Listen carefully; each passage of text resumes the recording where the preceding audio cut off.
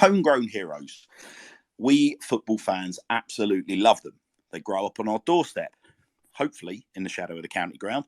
They get taken to games as nippers and fall in love with the club. They stand alongside us as brothers or sisters in metaphoric arms, appreciating the same heroes we do out on the pitch, breathing the same air as us.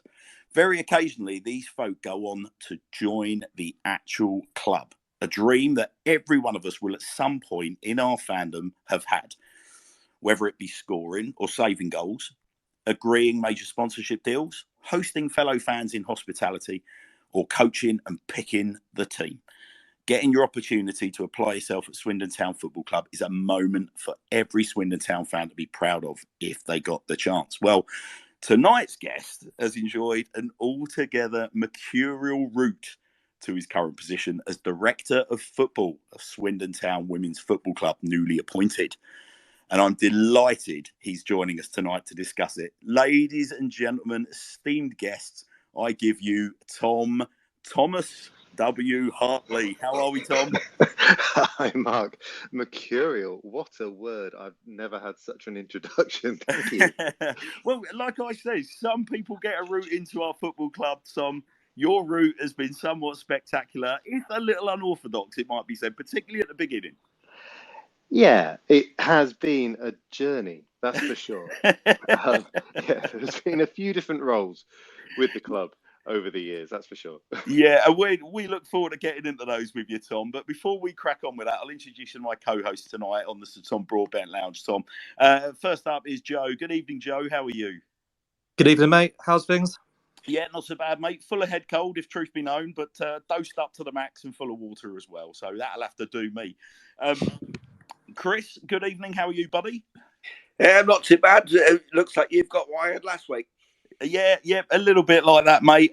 In my head, I feel like your biopic looks. Yeah, like a Frenchman. Yes, indeed that. And last but not least, of course, we have Nathan. Nathan, good evening, buddy. How are you? Yeah, I'm good. Doing my best to avoid Love Island at the moment, so I'm very happy to be here. Well, you're very, very welcome. And gentlemen, I'm sure, metaphorical greetings from yourselves to Tom. So listen, Tom, it was only a couple of weeks ago, mate, we were talking about you. Were you privy to the words that were being spoken by none other than Nick Watkins, former CEO? Ears must have been burning. I missed out on that conversation, but yeah, the kind of fate feels like it's happening at the moment.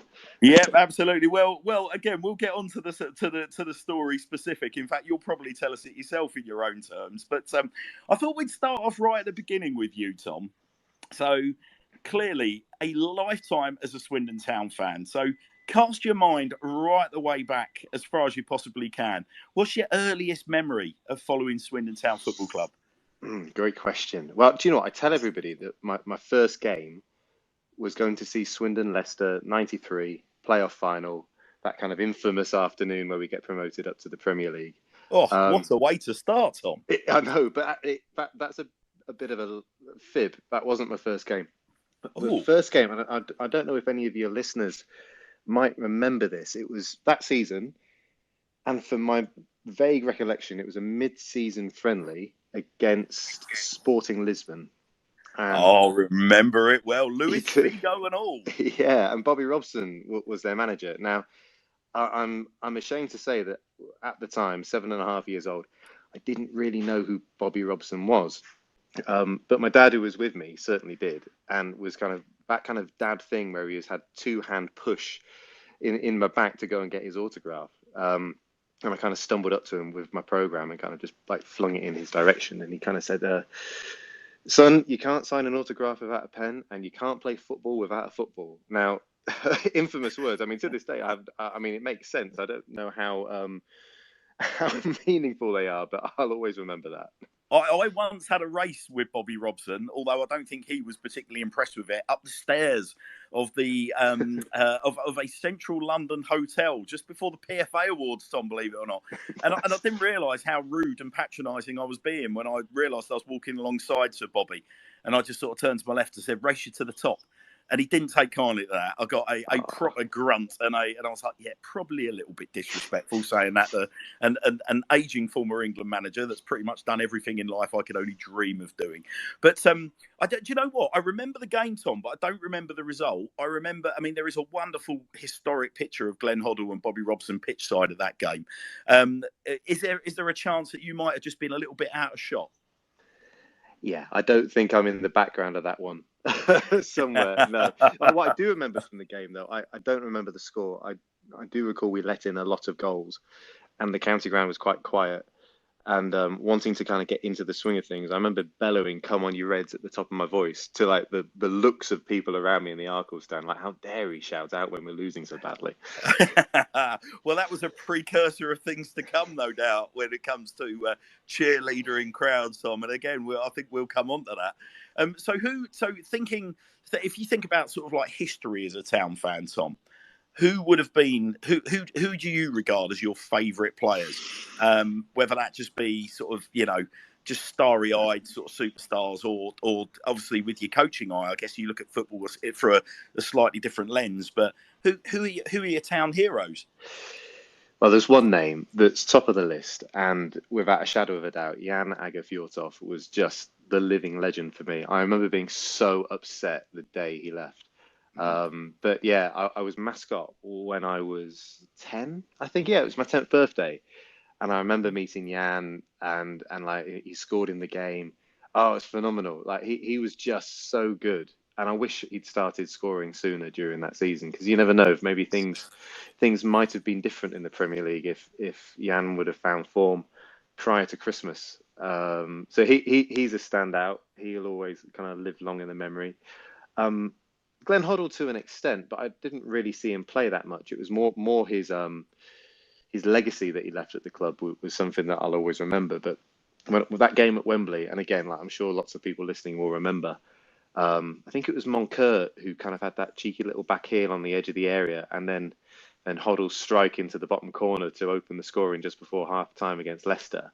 Like moments like that, like from a player like that, just will always kind of live on in the memory. So Jan, Glenn, they would be people who have always will always be kind of heroes to me. I remember Shay Given as well, because he was on loan, wasn't he, around that time? He was. And I just, again, like being a kid, and I remember getting his autograph on one of the open days they used to have at the county ground before the start of the season. And just I think he kind of inspired me to want to play in goal, which lasted for about 6 months, and then I decided it was just far too risky for me to play in goal. But yeah, he was again another one that I remember idolizing as a young fan.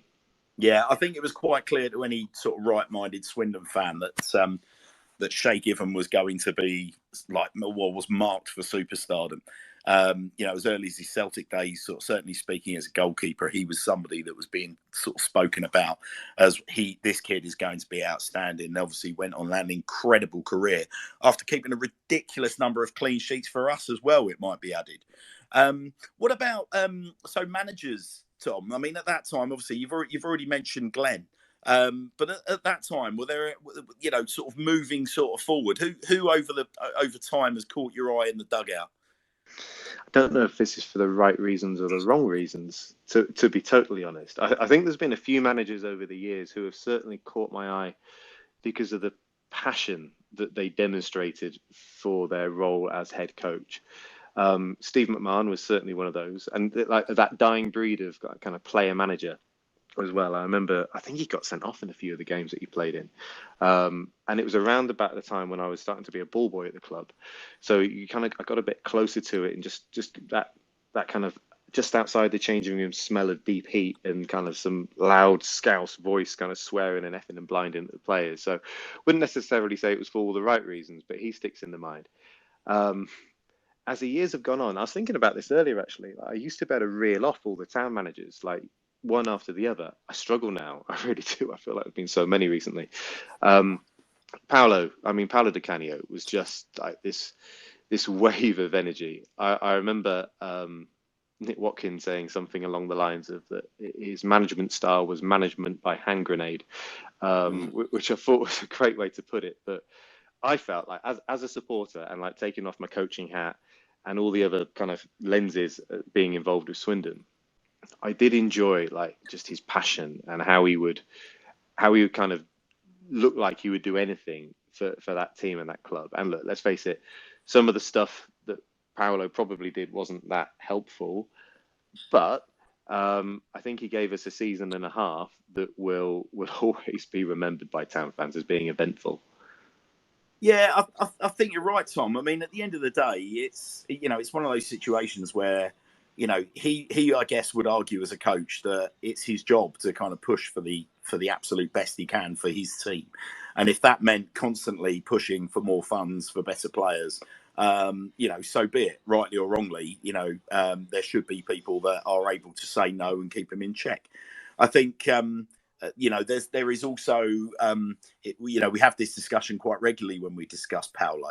If you consider the number of players that are still playing at a really good level, or players that have maybe retired and sort of gone into the tail end of their career, they tend to say they were terrified of him at the time, but they cite him as one of the greatest coaches that they ever worked for. I mean, is there? I'm guessing, but management by hand grenade is not something you subscribe to, Tom, in your new role. Probably not the ethos that I'm going to live by or try and influence others with. No, not quite my style, that one.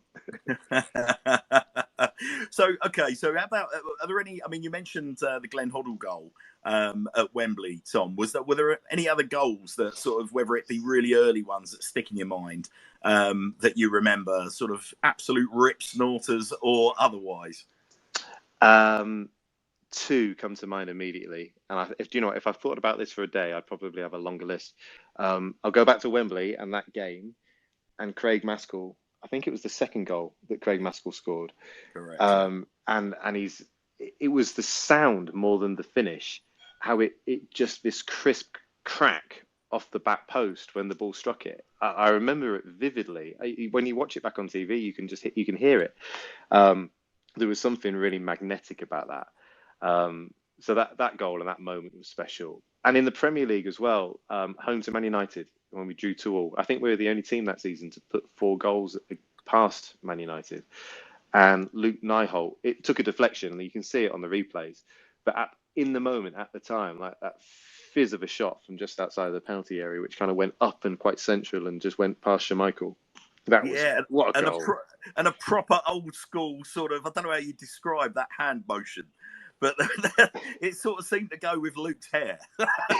Yeah, it was a delightfully Euro trash celebration from the boy Nyholt. Yeah, definitely. It's funny, isn't it? I can't remember what I had for dinner yesterday, but I can remember things like this. It's crazy. It comes to us all, Tom. Do you know what the other one that comes to mind was? I think it was against Bristol City, and Rory Fallon scoring that kind of overhead kick from again around the edge of the 18-yard box at the town end. Again, yeah, what a moment! What a brilliant kind of unscripted, just fantastic moment that will live on. And believe it or not, that was my son's very first Swindon Town goal. The first goal that was conceded whilst he was on the planet, Tom. So, yes, a very, very satisfying goal, given the opposition, given its position right in front of the town end. Yeah, delightful stuff. Okay, so are there any sort of performances, sort of team or otherwise, sort of individual performances that really stick out for you, Tom? Again, I mean, I'll be interested to know whether, obviously, there are games that you've seen with your sort of coaching head on, where you've picked out a particular performance based on something that maybe an untrained eye might not have seen, or indeed from where you're a kid, anything that really inspired you. Yeah, good question. And do you know what? Since going through my kind of coaching journey, and the more I've kind of from becoming a level 3, so like a B license coach, and more recently finishing the A license, like you can't watch football in the same way. It's almost like the curse of knowledge. You can't unlearn some of this stuff, so you're forever watching the game with a slightly different head on. It's hard to pull out individual performances or specific games. And look, I appreciate, and I know that we'll get onto it later on in the discussion about kind of Ben Garner moving on and things, but I've really enjoyed watching how tactically dynamic Town have been at times this season, like from starting off and playing in the 3-5-2, and the way they used to have been setting up in terms of like from at the back being lopsided, pushing on the, I think it was the right-sided centre back to then go and create an overload on one side.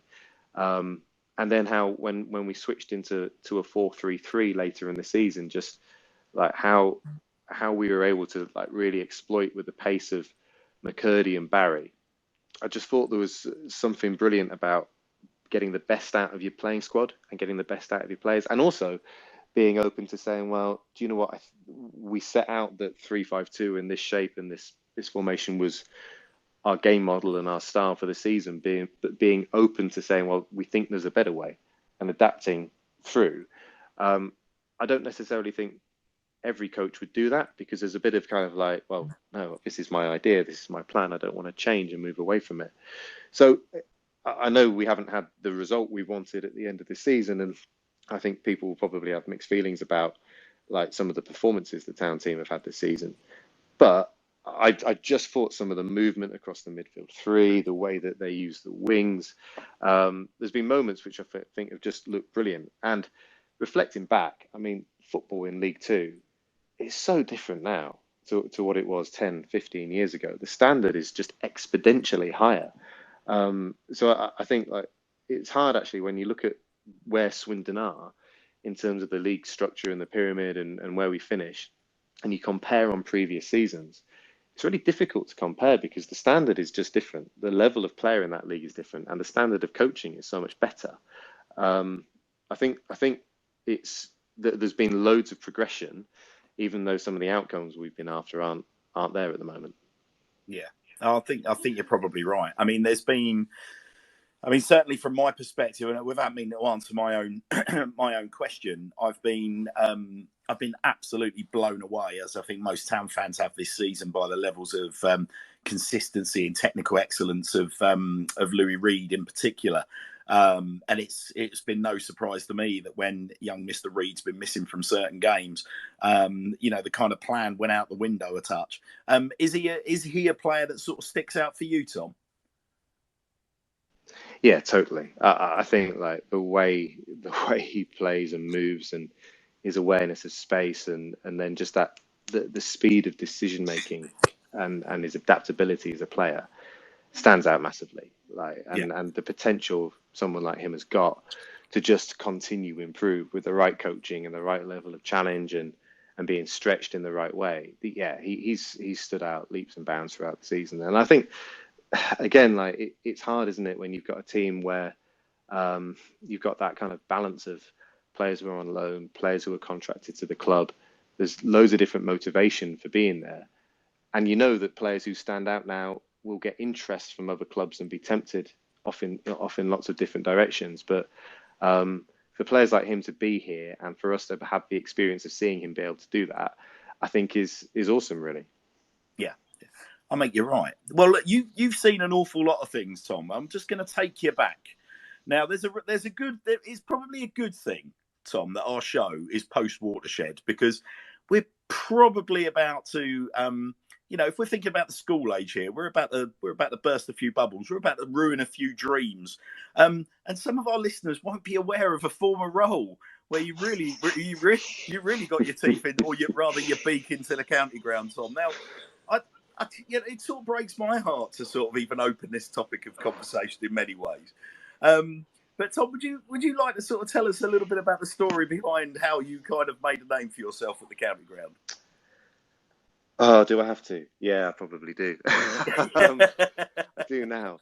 Yeah. So, this has been like a part of my life that will always be there now. And I look back with great fondness. But yeah, for 13 long seasons, from 2003, I was the infamous Rockin' Robin. Yes, you were! He finally admits it live on air! Yeah, exactly. It cannot be scrubbed from the record anymore. Oh, bless you. So look, tell us all about it, Tom. How does one become Rocky Robin back in the day? Oh, back in the day. Well, simple as Swindon put an advert in the programme, in search of next mascot, apply here. And you had to be 16 and you had to be over a certain height. And I wasn't 16, but I was over a certain height. So I thought, I'll just apply. And I'd sat there, and at that point, as much as I'd enjoyed the football, I was interested in just like what was going on. And I always watched Rockin' Robin and Funky Fledgling, who was his sidekick at the time. I thought I could do better than that. He could do this, he could do that, he could be a bit more cheeky. So I applied and got a call from someone at the club. Went in for an interview. Like, can you believe?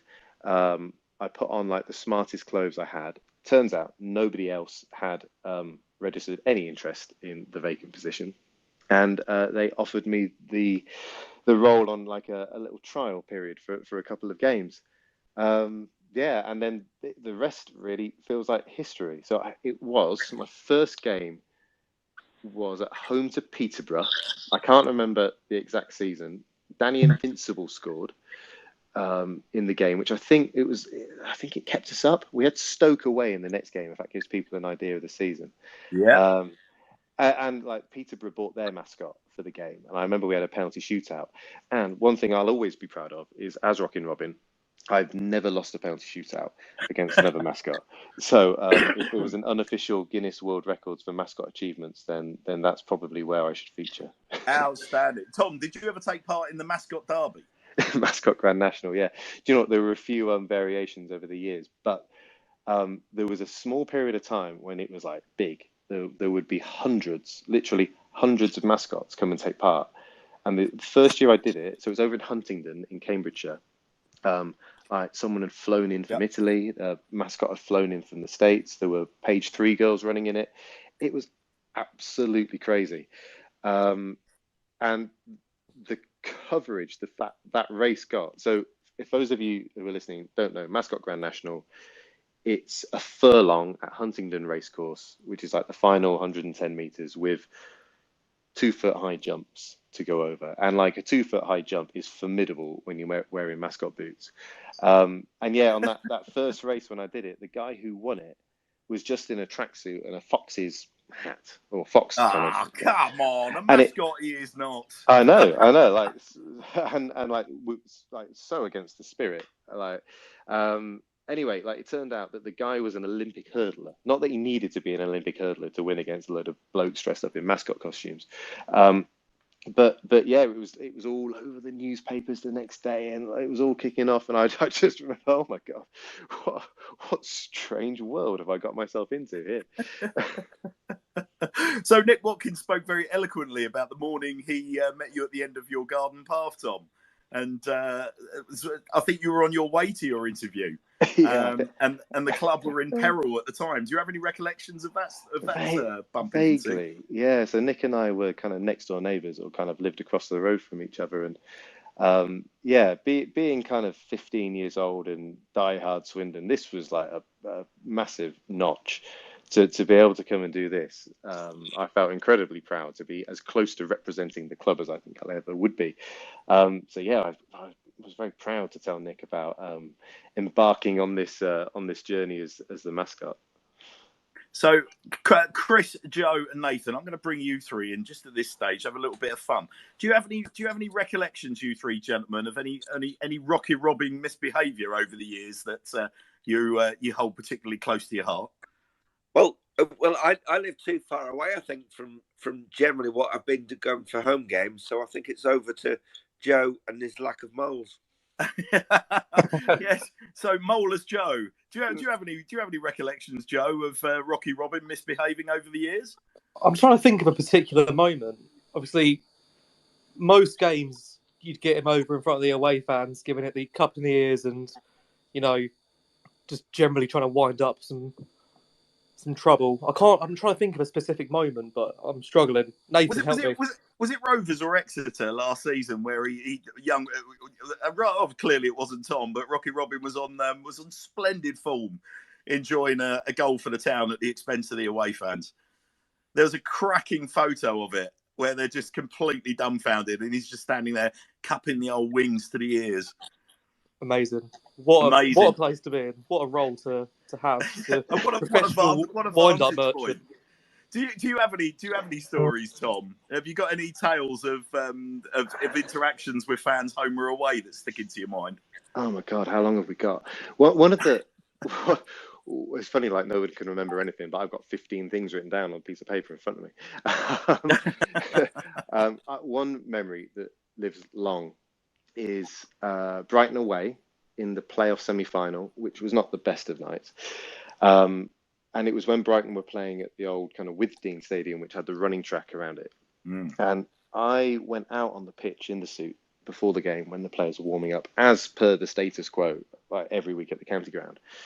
Now, a little bit cheeky, I smashed 2 of the Brighton warm-up footballs over the back of the stand, which didn't go down that well. And there was a steward on the side of the pitch kind of beckoning me over. So I kind of go over and he's like, "Can you take your head off?" And I kind of shook my head at him. Like, mascot rule number 1, never take your head off in public. Mascot rule number 2, never speak to anybody. Don't use your voice. So this is the way. It's a little bit Mandalorian, Tom, that, isn't it? Yeah, hugely. Well, I'm letting you into a whole new cult-like world. Anyway, so we kind of went off to some kind of back room, kind of away from the pitch. Took my head off, and he's like, "Look, you can't go on the pitch. It's for players and officials only. Clearly, you are not a player. You are not an official." I'm glad he pointed that out. You're going to have to leave the stadium because you've run onto the playing surface. I was like, whoa. Look, if you'd have told me that, I wouldn't have gone on the pitch. He didn't mention the footballs, which I was kind of panicking about. And he said, look, I won't go back on. I'll just stick near the town fans, and I won't be any trouble. He's like, are you arguing with me? I was like, no, I'm not arguing. I'm just stating my case and saying sorry. He's like, look, if you're not willing to leave, then there's a policeman over there who's been briefed, and he can take you out of the stadium. So would you rather leave with him or leave on your own? And I was like, oh God. So I kind of left on my own, and they wouldn't let me get changed. So I was stood in the car park with thousands of Brighton fans streaming in, 20 minutes before kickoff, dressed as Rockin' Robin. Like, oh my God, like all these things were running through my mind, like what the hell is going to happen? The mean-spirited sods, Tom. I know. And that was back at the time when Willie Carson was chairman. And my buddy who worked at the club at the time, Chris Tanner, which again, I'm sure you know him, Mark, he saw it happen from a distance and spotted me in peril out in the car park and came and found a way of rustling me back into the stadium, getting me changed and sneaking me back in with the town fans. But yeah, that was an interesting, precarious moment. So obviously a very, very long time. Yeah, I mean, what a stint, Tom. Like, what was it? You said 12, 13 odd years as Rocky Robin. But what's I mean, that's testimonial sort of time. Surely that's an incredible stint. I mean, surely that you're the record holder. You must be in that suit. Oh, in that suit, yeah, absolutely. I think it was. So I go to football with my dad, Terry, and we've been going together season tickets for 30 years. And bless him, for that 13-year period, Terry would be the unlucky person helping me get into the Robin costume. It was a 2-person job, like before every game. So poor Terry would be sat in the stand, kind of from 1:30, waiting for the game to start while I prance around on the pitch. But yeah, so when I finished, like, I kind of started watching and being up in the stand with him all the time. And like, I noticed over the last 2 or 3 seasons that Rockin' Robin has changed height about half a dozen times. It's clearly been a role that's been hard to keep someone in for any period of time. Yes, I would say you're probably right. But did you? Okay, so we're going to sort of start talking about the kind of, the slightly more serious side of your job now, Tom, because obviously you're making a brilliant career for yourself in coaching. So was there ever a concern, like, because I don't want to use the word sort of typecast, but when you sort of perform that kind of role in and around a football club, did you ever feel that there was a risk that people would just sort of have you down as the guy that's there for the banter, and a personality that you're going to struggle to take this guy seriously? Like, was there ever any kind of transition like that for you? Yeah, maybe. Like, I still think about it now, actually. So at the time when I was Rockin' Robin, I was leaving sixth form, and ended up in that duration of starting to work full time for the Football Association. So it's quite a mismatch between working for the FA and being a football mascot, and they almost felt like quite separate parts of my life. And my coaching journey started at Swindon as well. Everything seems to start at the inception is Swindon, but I worked in the kind of community foundation with John and Clive at the time and that group, and did my work experience there and started to get my experience. And then when the Rockin' Robin era came in, my coaching was elsewhere, if you like. But yeah, I think there was almost a fear to an extent in the back of my mind that people probably didn't get the whole picture of who I was, because they'd see me between 1 and 4 o'clock on a Saturday doing a pre-match hacker and thought, oh, that's Tom Hartley. He's just a bit odd. So yeah, my coaching, and which is my career and all I've ever known, really, has always been really serious to me. But it's probably felt there's been a degree of separation, if you like. Yeah. So you started your role at what was your first role at Swindon, Tom? Like, describe your sort of duties. So community coach, which would be like a bit of everything, like from coaching in primary schools, holiday sessions, after school clubs, all that kind of thing that most coaches do when they're starting out, and all the jobs like setting up your Samba goals at 8 o'clock on a February morning before the kids arrive for the holiday course, and all that stuff that isn't really coaching but is coaching when you're doing grassroots. And it's like important stuff, and there's so many people where actually that's where their passion and all their energy lies. So yes, started off as a community coach, worked there for many years, and kind of evolved into doing some work with what was the boys' Centre of Excellence. So I took a team. I think I was the under 12s coach at the time, and again, like being a fan and being a coach, it was hard at that point, like being quite inexperienced, to be objective and like keep a level of perspective on the coaching, as well as thinking, oh, this is Swindon, this is great, like I'm living the dream. And the people like Paul Bowden were around the academy, and it was awesome just to be kind of in that kind of space and around people like that. So yeah, they were kind of my only roles up until recently with Swindon kind of coaching per se. And then the journey took me off to the FA, where I spent 10 years there working on a football program which was aimed at young people, children, and it was very participation based, and it was a program all across the country, kind of giving children the opportunity to come and play football. And Sir Trevor Brooking was the figurehead for the program, and it's funny, like I look back on that and it was 10 years, which are just amazing. And like this kind of living apprenticeship as a coach, if you like. So yeah, very fortunate for those kind of first moments and what the journey that the time at Swindon set me on. Do you remember any kind of very early successes in that role, Tom? Whether that be a breakthrough of a particular kid, or sort of just seeing a little sort of nugget of wisdom that you pass on, sort of sinking in, or maybe diffusing a situation or anything. What were early successes that you recall? Yeah, it's an interesting one, this, and maybe this is where my view on coaching might be a little bit different to the vast majority of the population. I've always felt uncomfortable with success, especially with youth football or youth sport, being defined by results and scorers and scorelines and all that kind of stuff, because it's really short term. So for me, looking back on it, it was about how do we create like moments and experiences that live long in the memory for all these boys who are coming through that academy system. Because ultimately, like we know the stats, like it's like 0.00001% of children who start playing football end up playing as a professional. And like, okay, in an academy, that's a slightly better odds, but let's face it, most of those young people aren't going to play professionally, but they're still here. They're still in this academy. They still have an amazing opportunity to have a brilliant experience. Yeah. So I think from a very young, as in inexperienced time as a coach, it's always been about helping people have really, really great experiences. And actually, if winning comes, then that's great.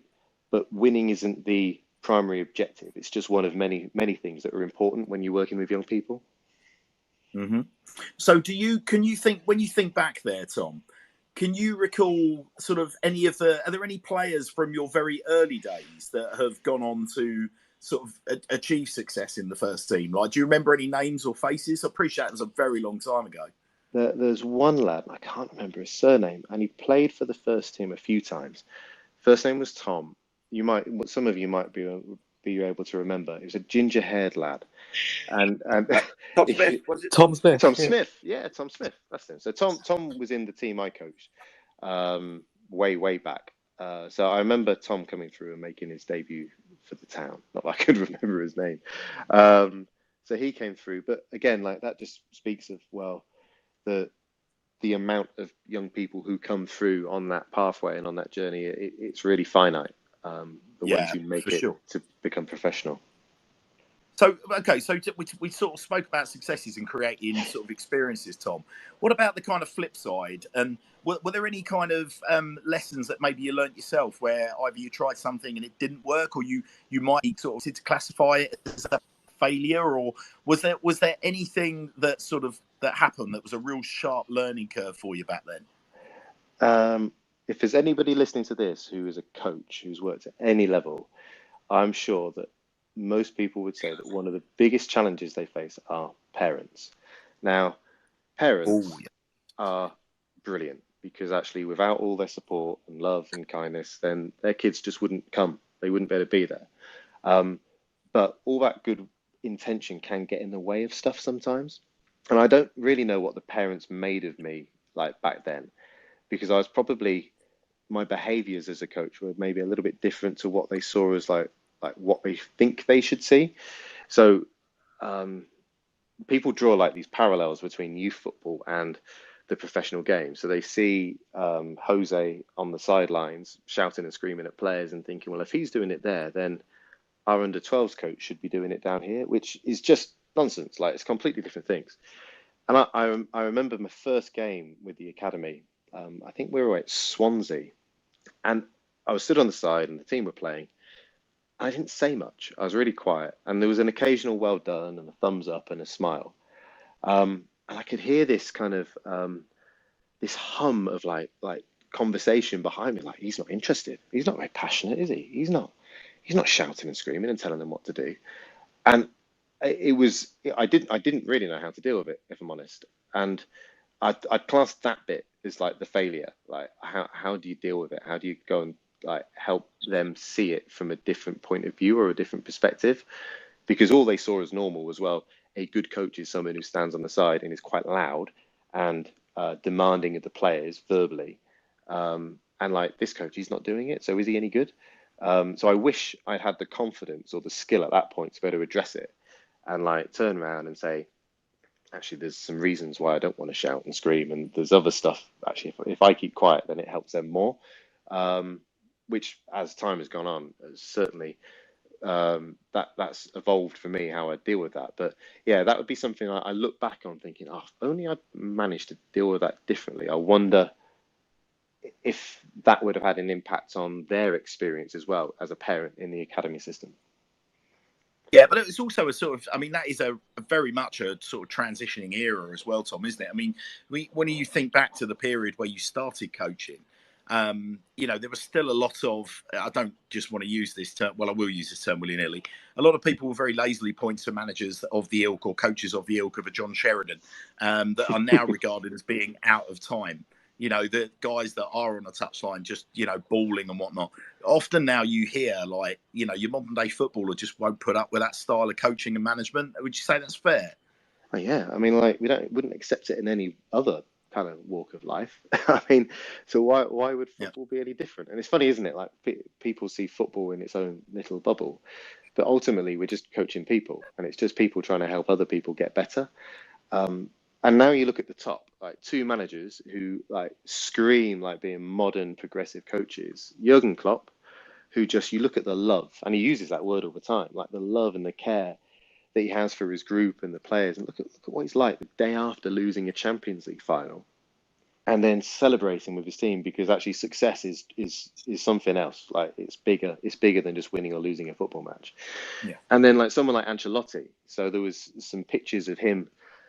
I think it was Tony Kroos he was talking to and someone else on the touchline in the semi-final when they were behind, and almost kind of asking for their opinion and their thoughts on like, what should we do? And you go back 10, 15 years. I mean, I can't imagine Sir Alex Ferguson doing something like that. But that's what the modern coach that's what coaches should be looking at as good practice now. And I think that's almost like you say, that's what players expect. They expect the respect and the understanding that the role of the centre back and the role of the head coach are quite different roles, but they're still trying to achieve the same thing. I mean, most football fans will kind of point back to the days of sort of yesteryear, Tom, and suggest that footballers have just got soft, or we'll come to those kind of like cliched conclusions. Do you have a take on that? Obviously, the world has changed. The world is growing up. The world is more inclusive. The world is more accepting, and certainly the world feels a little bit more cerebral in its thinking when it comes to employment law and your world in particular, the coaching of football teams. Do you have a view on that? Whether or not maybe do you feel that footballers maybe have got soft versus what was there prior, or? I think maybe our expectations have changed about what's acceptable and what's not, like you kind of alluded to. I think as well, it is different, right? So coaches who are probably performing at a high level are well aware that looking after the human and looking after being holistic, if you like, within their approach to coaching is better connected to long-term success. Whereas perhaps in the past, and you see this now, right? But more so in the past, it was about short-term performance and we'll win at all costs. We'll have that nasty challenge or push people to a point where they're broken, and that's acceptable because winning is the most important thing. Mm-hmm. And I don't think it's been a transformation. I think there's just been an evolution over time to say, well, actually, like I said earlier, winning is important, but there's other stuff in here that's just as valuable as in our team and in our society. I reflect on this as a Town fan, and I appreciate not everyone will see it in the same way. Winning is important. It has to be. And professional football, teams are set up to win. That's what it's all about. But if you think about it as a fan, there's been so many moments within this season and every season that you look back on with such affection. And for me, that's winning as well.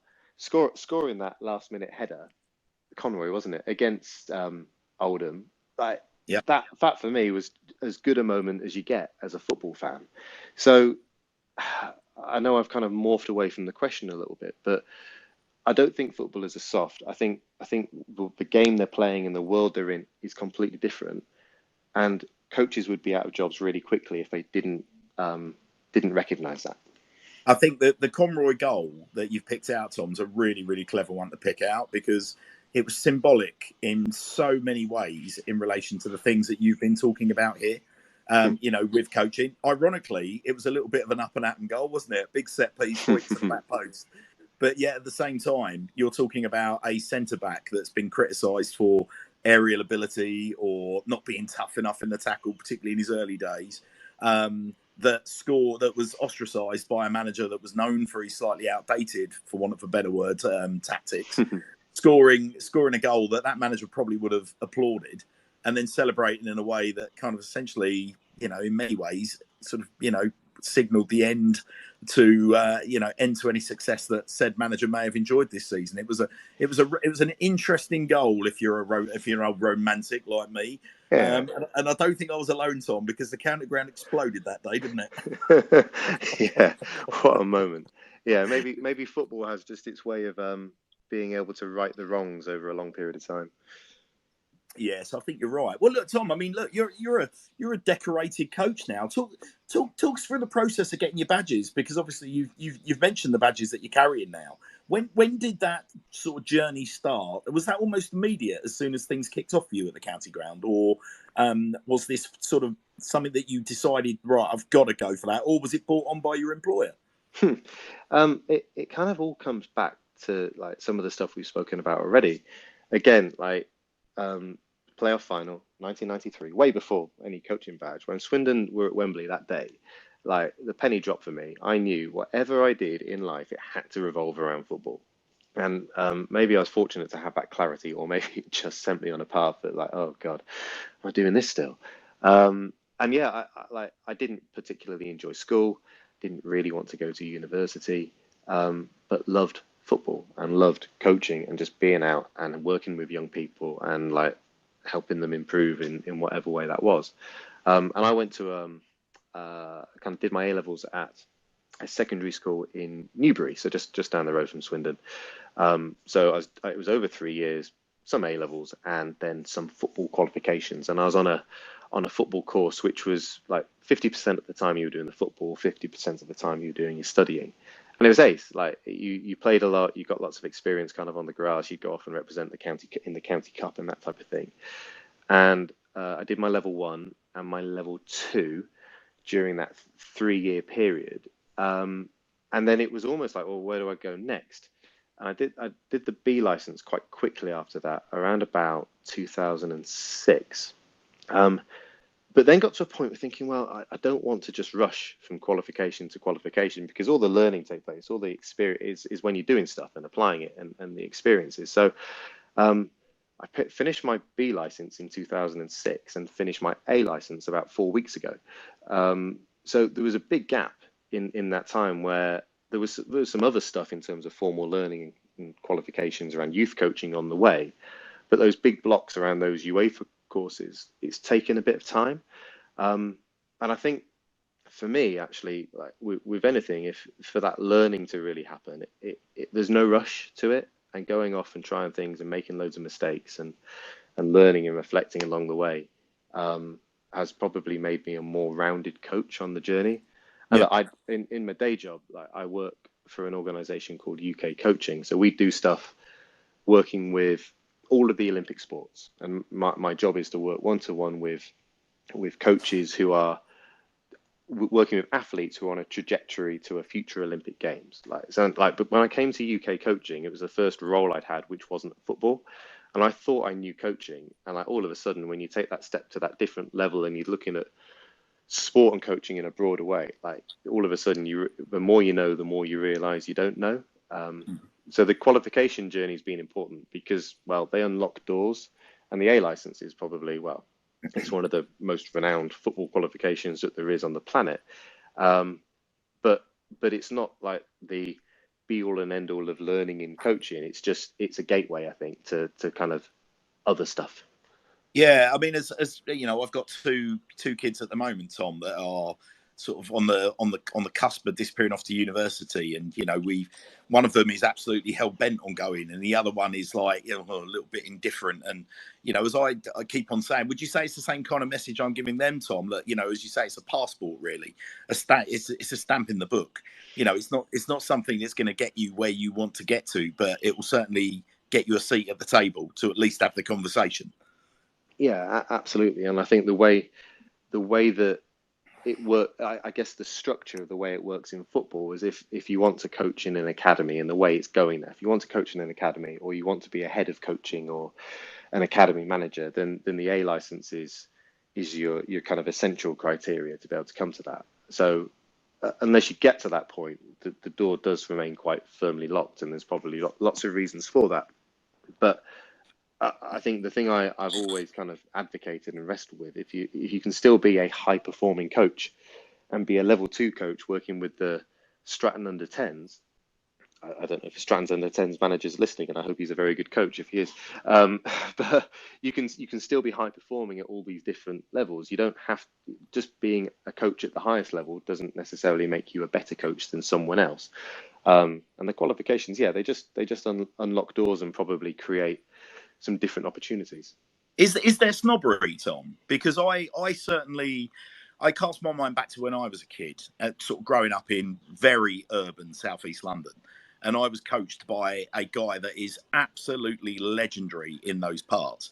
Hasn't got a single qualification, but you turn up at his training sessions for his team midweek, and it is littered with scouts from professional clubs. And my son ended up being a beneficiary of this and went off to West Ham. His coaching, it's fair to say, doesn't necessarily kind of operate from the manual. And he used to say to me that, you know, sort of he always hopes for better for himself he regarded himself as an old school coach. I mean, now he's in his 60s. But yeah, coached me at a very, very successful level as a kid. But he always felt there was a bit of a sort of almost like the qualifications brought a glass ceiling in. Would you say that's fair, or do you think that there is a responsibility for these coaches to have kept up with the pace, so to speak? Maybe there's a bit of both. Perhaps all coaches, regardless of where they're working, need to lead with the mantra of kind of do no harm. And if that's the way we see the world and the way we go about our business, regardless of what level coach you are, then you're probably going to have a really great impact on the young people that you coach. Yeah, there probably is a bit of ego attached to I'm a level 4 coach, I'm a level 3 coach, and okay, it's something certainly to be proud of, but it's not defining. It's just a mark of like where you are on a certain journey. And I've met loads of coaches who from loads of different sports who are brilliant, but they're maybe not at the top qualification at the moment. And I guess the just qualifications are set up in a way so that club who's the recruiter just knows that they've been through it. They have a base level of understanding about the game, but it doesn't necessarily say they're an amazing coach. I've met some A-licensed coaches who probably aren't the best. And I've met some level 1 coaches who are phenomenal at what they do. But it's like any walk of life. Like you could have a master's or a PhD, but still maybe not be brilliant at applying some of this stuff in your day to day. Understood. So, okay, so thinking back over your journey so far, Tom, and then maybe even sort of looking ahead, actually, or on the broader scale. But are there any? In fact, I'll ask you to answer both. Actually, looking back, are there any sort of coaches that sort of really stick out as being enormous inspirations for you, or people that you've really gleaned from? And the second part of the question was looking at the broader kind of coaching sphere. I'm going to guess you've mentioned a couple of names already, but who serves as your modern day sort of inspiration? So obviously your past inspiration and your modern day inspiration. Okay, so again, there was a coach developer, and this will be a name that probably most people don't recognize. A guy called Jim Kelman. He used to run kind of level 1, level 2, level 3 courses for aspiring coaches, and he still does a bit now, I think. He was down in Cornwall. But Jim was just legendary. Everybody who is about my age, who's got to level 2 or level 3 stage, probably, and comes from kind of Wiltshire, Berks and Bucks area, probably remembers the name Jim Kelman. He just was, he had a permatan. He was just so clear with everything that he did. And actually, I think the thing about Jim that always I'll remember is just like the standards he would set. He would always be on time. He'd always be clean shaven. He would always be smartly presented, and he'd always be prepared. And he'd live kind of those role model behaviors as a coach. So from the past, he's certainly someone who was a big catalyst on my journey. And now, look, I've been really lucky on my journey to kind of meet and connect with lots of different coaches from football and from other worlds as well, who just continuously inspire me. It's hard to narrow it down, really.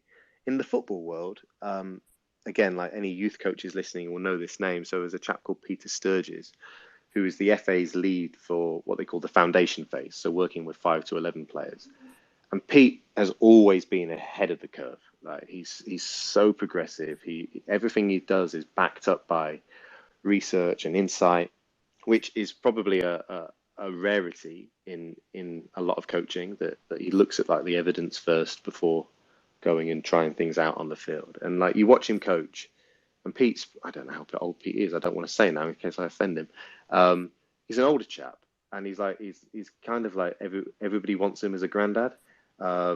So Pete's manner and the way he is with people, just like everybody wants a bit of Pete when they go and spend time with him. So they're probably quite different characters, but certainly for me are kind of people whose impact was almost like a golden thread, if you like, with the way that I see the world and see coaching.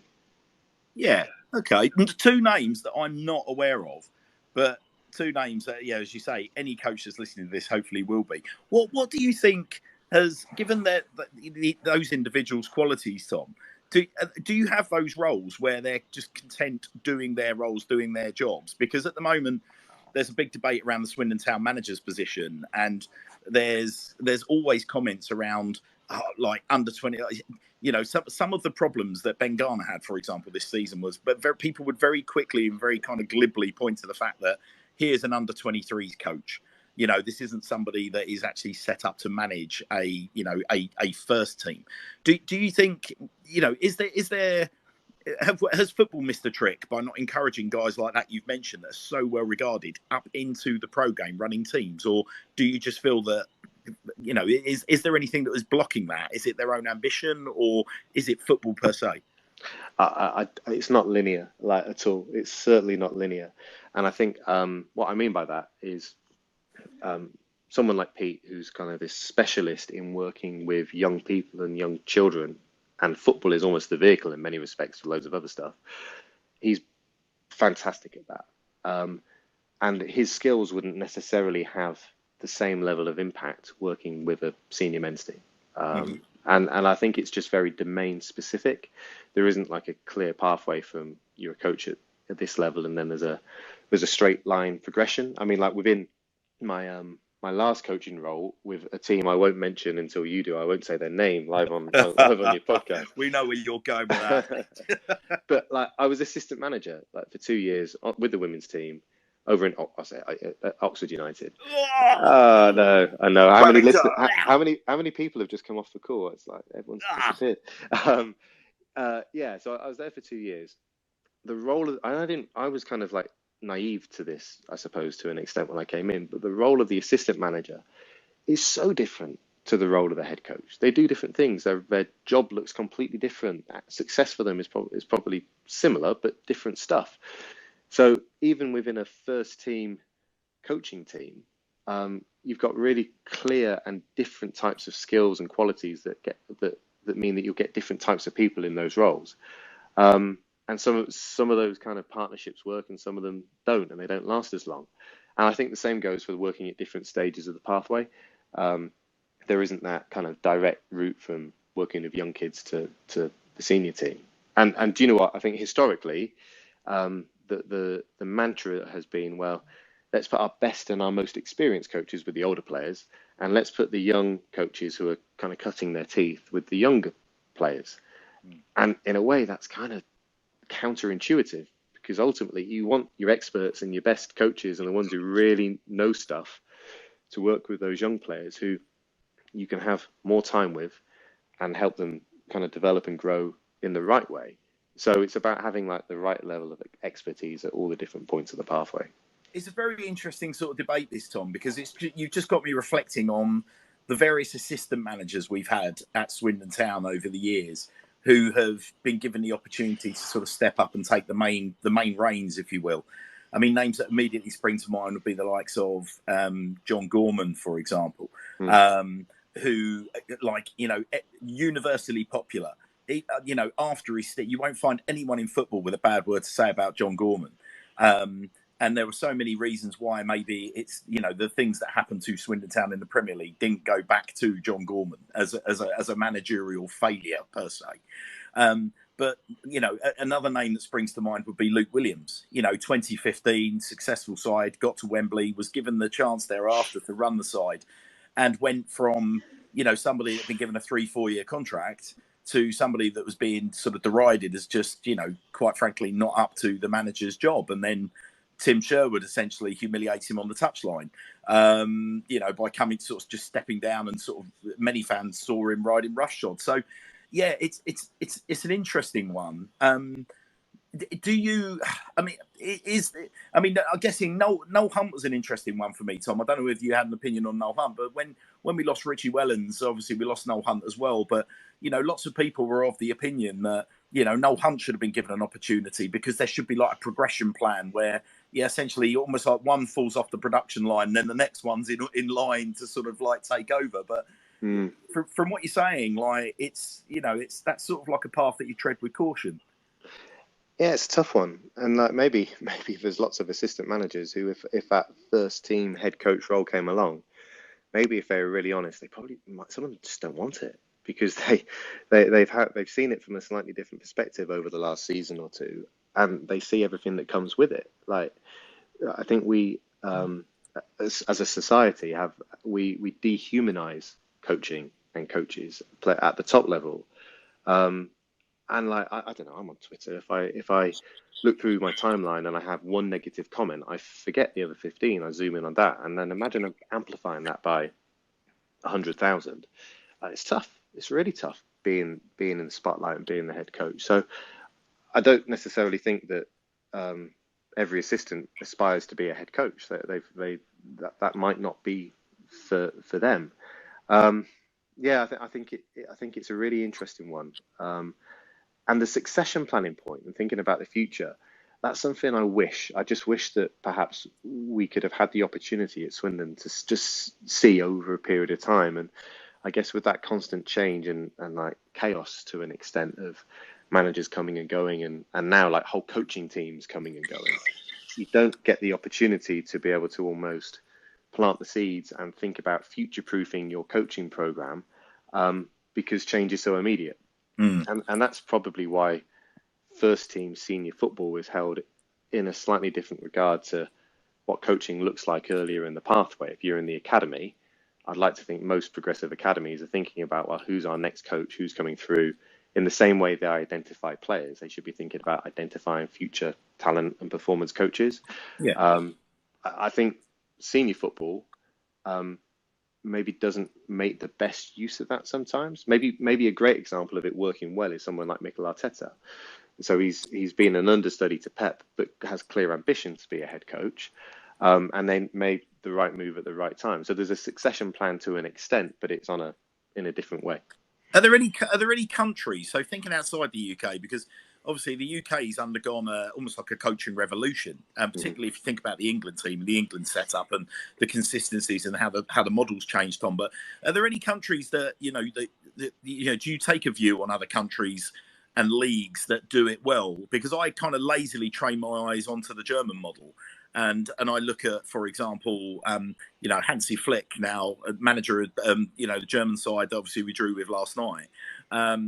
He's almost been part of a succession sort of chain through football.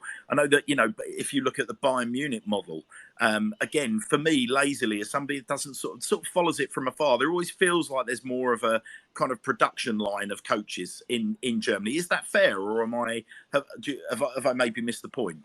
Yeah, do you know what? I'll be honest, I don't know. But when you started posing the question, my mind went to Germany straight away, and I think there's potentially culturally differences in terms of kind of what coach development and the journeys of coaches looks like.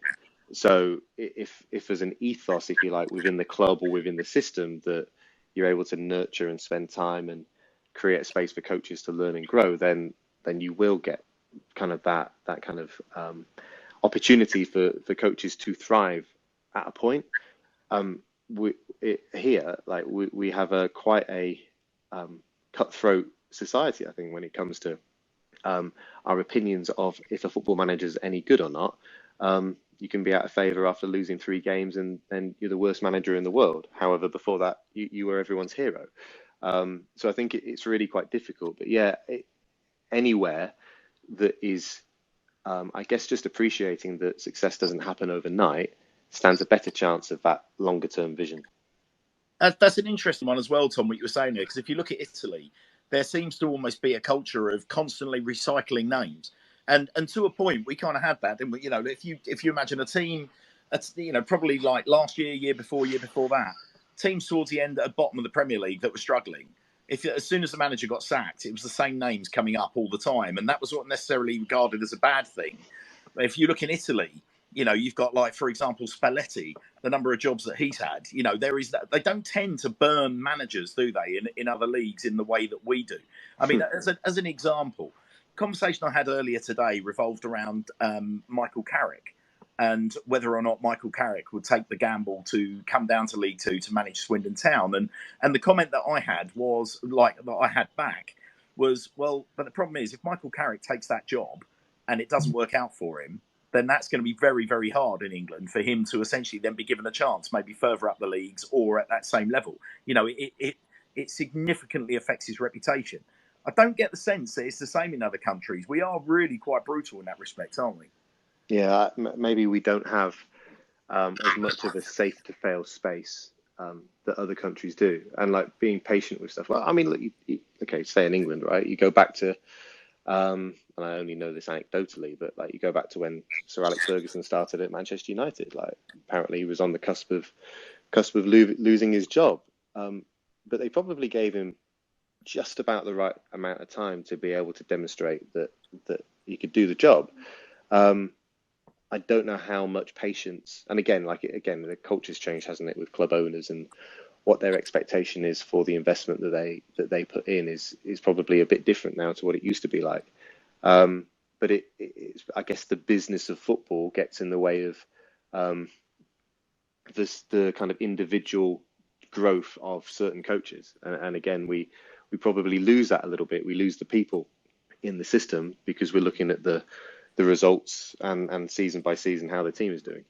It's an interesting one because for you've only got to look at Ben Garner as a prime example. He was pretty much tossed on the scrap heap by Bristol Rovers, was very, very highly regarded when he left Crystal Palace to go to Rovers, and then got an opportunity to come to Swindon Town. And whether you regard that as restoring his reputation, but I mean, certainly when he left Rovers, I'd be very surprised if he was thinking 12 months down the line, he'd be sitting in the top seat at Charlton Athletic.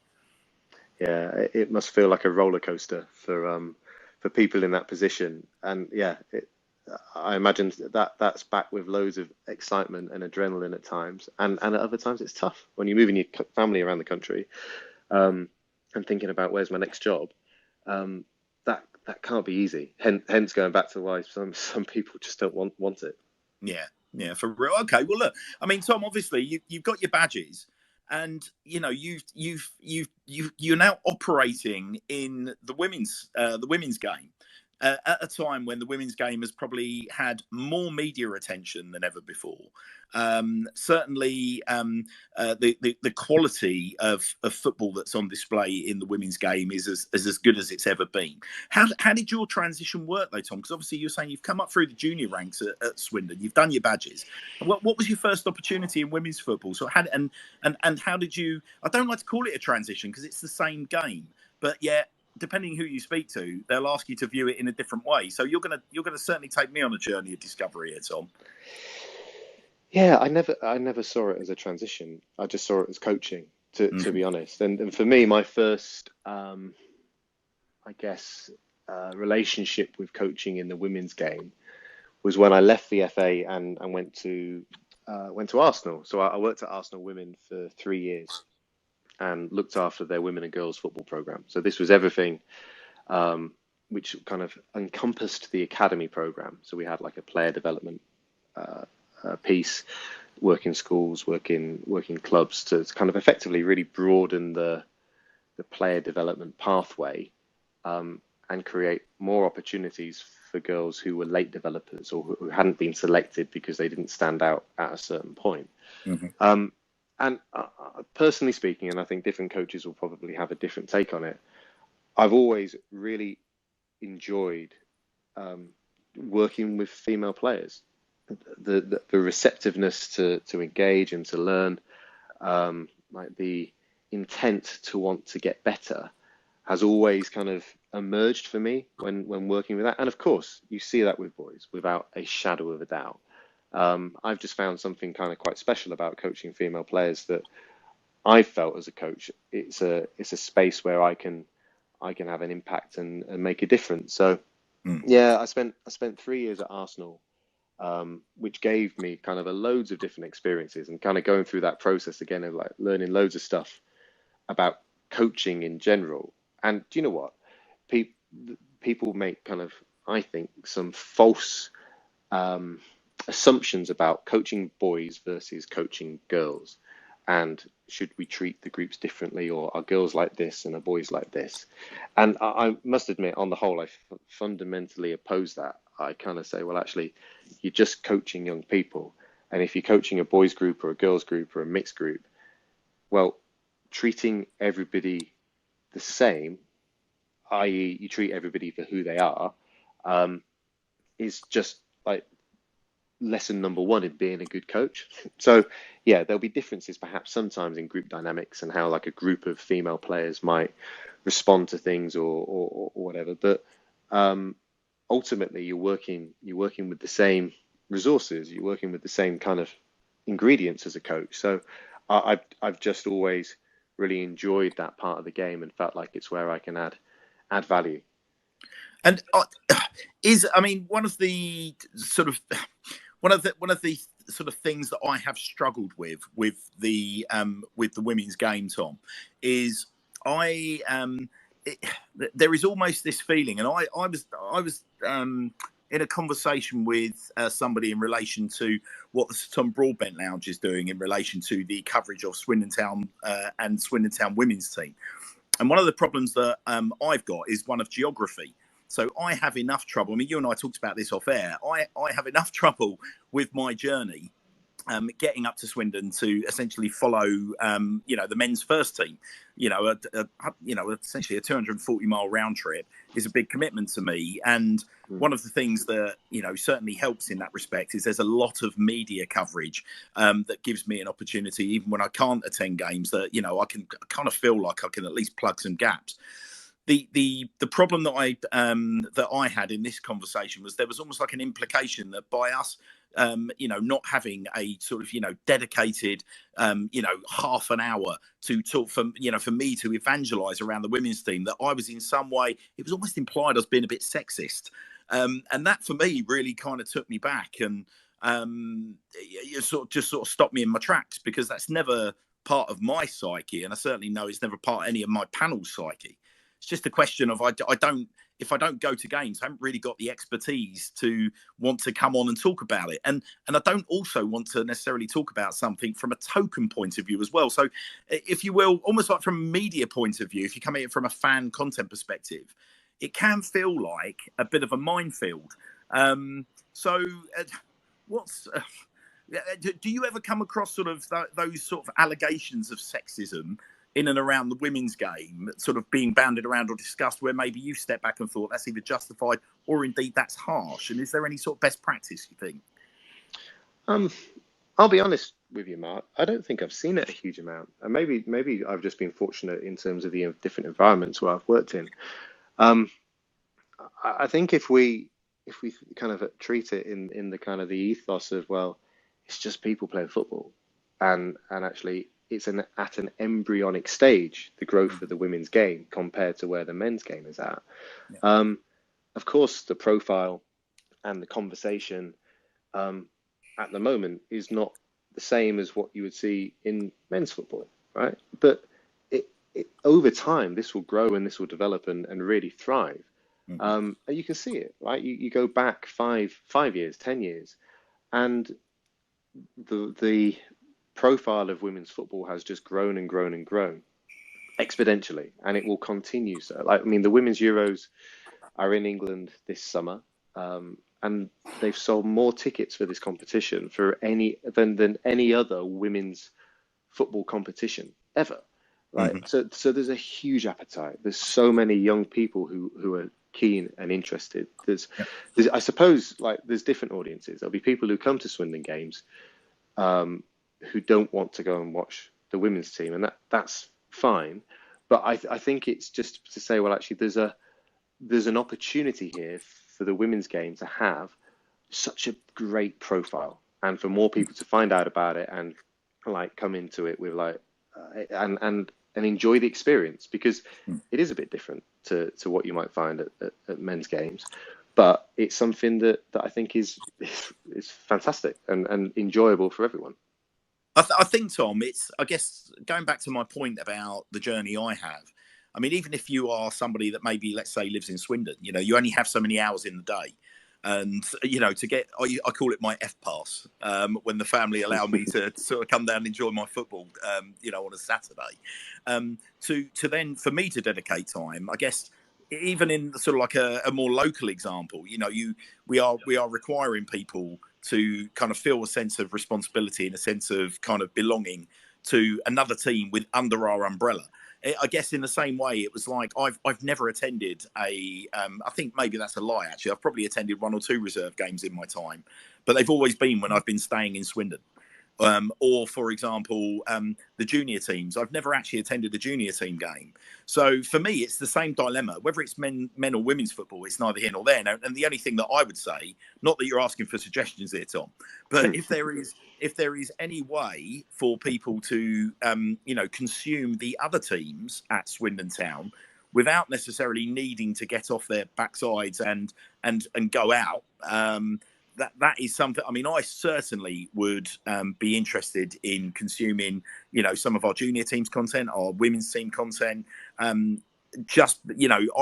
consume football. I mean, if I'm walking through the park, I'll stop and watch a game. But for me, it's just a question of being able to allocate time when the first team already takes so much of my focus. So is this something that ever comes up in conversation with you, Tom, in terms of access to games beyond the obvious of sitting in stands and consuming? Yeah, I think we're in an interesting position that, of course, we'd love lots of Swindon fans to come to Swindon women's games and experience it and come along, but appreciate that that's not always as easy as said than done. But I think there's more and more opportunity to be able to engage with Swindon women or women's football in a broader sense. I mean, it's more visible through BBC Sport or different channels and outlets now than it ever has been. There's more games on TV and the red button and on the radio than there ever have been, and that will certainly go in one direction. I mean, look, if nothing else, at the moment, for your Swindon fan who doesn't go to watch the women, there's content in the programme that kind of keeps you up to date. But there's opportunities to follow and engage and get involved and support, but appreciate that people's time is finite. But for me, it's about us being kind of one club. It's a one club ethos. And if your time is spent watching the men's first team, doesn't mean it makes you any more or less a fan of the club. We're all in this together. Yeah, for sure. And I mean, what I would really like to see, Tom, moving forward, and you and I have obviously had conversations around how this can be achieved, but I want to know more about players, and I want to know more about their abilities. I want to know more about the stats. I want to know more about their achievements. I really want to bring personalities to the fore. And I think, through that route, I think and obviously no small measure of success, although I appreciate that kind of contradicts the coaching ethos we've been discussing. But it helps, Tom, doesn't it? If we've got a winning team. But look, let's take a little backtrack out of this, because you touched on it earlier, Tom, didn't you? You've been behind enemy lines for a little while. How did that come about, and what must have gone through your head when that opportunity came up? When you promoted this, behind enemy lines, I thought it was a great way to sum it up. So when I left Arsenal, I wanted to kind of carry on coaching, partly kind of with my UEFA A license. And I'd never worked with a senior team before, not adult football. And I live just on the other side of Oxford to where Swindon is. And by chance, managed to speak to the women's manager, Liam, and inquire about any opportunities. And they had a vacancy for assistant manager, and went along and did a session and got invited back. And then the next 2 years kind of came and went. And I'll be honest, I received quite a lot of stick. And fair enough, right? Fair enough. From both sides, Tom, or just from the red side? Oh my God, from both sides. Yeah, absolutely. More so from the red side, though. I mean, my friends in the Community Foundation didn't let it lie. I don't think they'll ever really forgive me. Anyway, yeah. And look, I said this to the guys at Oxford, like the first couple of training sessions, putting on the Oxford training kit, I felt like I was on my stag do. Like when you're being forced to wear something you really don't want to wear. And I will tell you this, honest truth, my first training session, I wore a Swindon shirt underneath it. Yes, you top man. But yeah, do you know what? After a while, it kind of you become kind of you lose the kind of the Oxford being Oxford element of it. It's still there a little bit, but it's not as intense as it was to start with. And look, fair credit. I think the women's team at Oxford are a phenomenal group of people. Like, the players are so dedicated, and they're all volunteers. They're not paid to play. They all have full-time jobs, and they travel and they commit to 4 hours of training a week and traveling all over the south on a Sunday. And the coaching team gives so much of themselves to this, and they do an amazing job. And we finished second in the third tier last year, but in women's football at the moment, only one team goes up and one team comes down. And for me personally, I learned so much from Liam, the head coach, and other people in that environment. It was an amazing experience. Yeah, so maybe it's just shifted my feelings about Oxford a tiny bit. But yeah, I don't think I'll ever be forgiven completely by some of my closest Swindon friends. So, Tom, I've known you on and off for a number of years, almost going back to sort of, I think the first time we became acquainted was around the Paolo Di Canio years, ironically. The guy that sort of, certainly ramped up the rivalry somewhat between the two clubs, if it could have been ramped up anymore. And I remember the day I saw you flash up on my social media feed in an Oxford, and I genuinely did think it was a wind-up. I'm so pleased you pointed it out, that it felt like some sort of stag do type thing. But but was there? I mean, so talking about the Oxford women's team and the Swindon's women's team, I mean, does that kind of rivalry and anticipation for when they'll get to play each other, does that exist? Like, is it the same level of sort of rivalry that the senior men's teams and the junior men's teams enjoy? I think it's similar. I think just because it's Oxford versus Swindon, then people are automatically just interested in what might unfold. And we played each other last season in the League Cup at Oxford. Yeah. And I mean, like, Oxford United, fair play to Oxford United. They really got behind it. And I just had to kind of like there's a meme on Twitter of like Homer Simpson stepping backwards slowly into the hedge. That's kind of how I felt across that whole kind of week or so period building up to playing Swindon, and then the game. I mean, look, there is a gap, right, in level, and this is the same in women's football. You look at the Women's Super League and the top 4 or 5 teams. There is a gulf between them and other teams in the league, and that happens between the leagues and in each league, and there is a gap between kind of where Oxford are at and where Swindon are at the moment. But absolutely, I think that rivalry lives on. It's probably not quite as fierce as we've experienced with the men's side.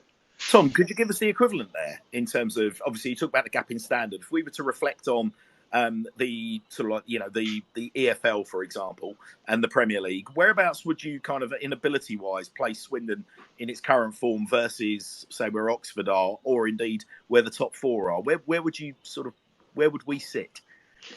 The comparison game is a bit tricky. From a tier perspective, Swindon women are in the tier below Oxford's league. So there's a gap there. But I think it just comes down to resource and infrastructure. Oxford have probably thought about the resource they put into that team for a bit longer, because they played at a higher level more recently. And because of the growth of the game, they've probably been able to really benefit from the structure and the support from the club and the type of players they've been able to attract. But do you know what? I kind of come into Swindon Women recently and taken on this director of football role. And for me, one of the big reasons for doing it is that I just see so much potential within this group of players and coaches and the team, but also just for the future of what Swindon Women can do for women's football in the area. I think we've got a fantastic opportunity to kind of move up the tiers, to kind of really be kind of connected to the community, to almost think about that pathway from playground to county ground, if you like. That we want to get young people really interested in the team, and we want the best players in the area to see Swindon as the club that they want to come and play for. And there is not a reason on the planet why that can't happen. It's just going to take a little bit of time and a little bit of work and working things out. But I think there are the seeds of something really special here. Tom, it has been utterly fascinating talking to you, and I love the fact we've been able to finish on a brilliant. I love a good soundbite, but from playground to county ground is my cup of right up my Strasse, Tom Hartley, right up my Strasse. But look, Tom, you're going to have to promise me this. Like I said, unashamedly so, purely because of all the reasons that we discussed about 5 minutes ago. I'm on my own journey, and I'm not going to be alone on that journey. There is all the willing and all the goodwill on my part, and I'm sure I speak for many hundreds, if not thousands, of Swindon fans that are on a similar journey. With your blessing, Tom, we would love you to come back on the show. We would love you to introduce, the women from the women's team. We'd love to hear more from the coaches. And because for me, I'm not one for tokens, Tom. And if I can't talk about something or have someone talk to me about something from an informed standpoint, I'd rather not just talk about it and then end up sounding like I probably have tonight, like a little ham-fisted. But the one thing you showed me tonight, Tom, is that all the kind of coaching ethoses, it doesn't, and the fact that you've talked about it not being a transition, that look, it is the same game. That's the spirit that I really would like to you to help us sort of drive moving forward through this show. So I guess what I'm trying to say is, Tom, don't be a stranger, will you? Absolutely not. And I've loved the last hour and a half, and with the introduction you gave me earlier, I'm going to put Mercurial on my Twitter profile, I think, but I'm going to have to ask you to be my agent in some way, shape or form. But no, it's been fantastic, and look, we'll get some of the players on, we'll get some of the coaches on, and yeah, let's do this again. I mean it, Tom. It's an open invite, mate. It's been a real fascinating listen. You've spoken so eloquently. Thank you so much for your time. Pleasure. Thank you for having me. All right, buddy. Take good care of yourself, Tom. Wow. Tom Hartley, ladies and gentlemen, Director of Football, Swindon Town Women's Football Club. What a fantastic journey that individual has had from inside. God only knows, Chris, what the inside of that suit smells like. But from that journey, a 15-year-old, sort of, oversized 15-year-old, through to Director of Football of the women's coaching operation, that and via those orbits up the 420, that's quite a journey, isn't it? Oh, it was, and I really wanted to ask him questions about what the Oxford thing was about. Yeah, I know you did, you rascal. We had to rein you right in, didn't we? But no, I mean, listen, I think, like I said, I stopped short of saying this. I didn't want to sort of sound like I was like either gushing, and I didn't want to embarrass Tom. But I've known Tom a very, very, very long time. And there has probably been a gap of, a good 8 to 10 years since I've last sort of, shared a handshake and a bit of an eye-to-eye glance with Tom. And the one thing I can say is that, much like Rob Angus, having Rob as CEO of our football club and us having the reassurance that there is a, for want of a better word, a super fan sitting in a position of authority. It's also fantastic knowing that we've got a real top guy, genuinely top guy, but also underpinned by some proper coaching, thinking and ethos, shaping and crafting our women's operation moving forward. It sounds like really exciting times for the women's team, Chris, doesn't it? Oh, exactly, and I love the way that how close the teams are together, and that's such a good thing that we've had the first team and those teams perfect. Ted, Chris, I'll pose this question to you. Almost do a straw poll with, say, Joe, and we'll bring Nathan in, and we'll bring Max in on this as well. If you were to think about a season now, I appreciate you've got some geographical challenges, but nonetheless, you still buy your season ticket. Yeah. If a season ticket took in more access to, and I really do mean like more access to the women's game, and not necessarily requiring you to attend in person, but for example, you think about iFollow as an example. Yeah. What sort of bracket of money would you say you'd be willing to sort of part with in order to have a more one club approach to consuming football that comes out of Swindon? Well, I paid for my season ticket, 380 quid, knowing full well I would probably only go to 4 games, if that, and I would happily pay 700. What for a one club approach? So if you could buy like almost like a golden season ticket, proper access all areas to the junior games, the women's team, obviously first team access on video as and how you can get it. Because I tell you, the interesting point about video, Chris, is there are a lot of out of towners, aren't there, that follow Swindon Town. You've only got to look at the success of, for example, that when Jeff posts clips, on Twitter, they go absolutely bananas. Yeah, there is a real sort of thirst for that, isn't there? And I know it's difficult because clubs don't want to put people off of attending games, and I appreciate this is a football-wide issue, but I can't help but think if I like you, Chris, I would pay a big experience, but I would still feel like I want to attend games, but I'd love to have all that as a fallback and all those extras as well. What about you, Joe? Joe, if I bring you in, Joe, at this stage, where do you feel? Do you feel that more could be done in this respect? Do you think that there's an appetite for it, or do you think we're not quite there, or what do you think? I think we're definitely heading that way. You've only really, from the women's side of things, you've got to look at, Sky Sports have signed up the WSL this season.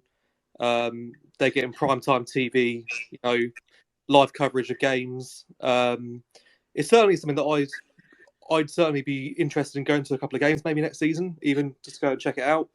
I was going to ask Tom, actually. I wasn't too sure where our team, where we are in comparison to the WSL, whether or not we're 3-4 divisions below.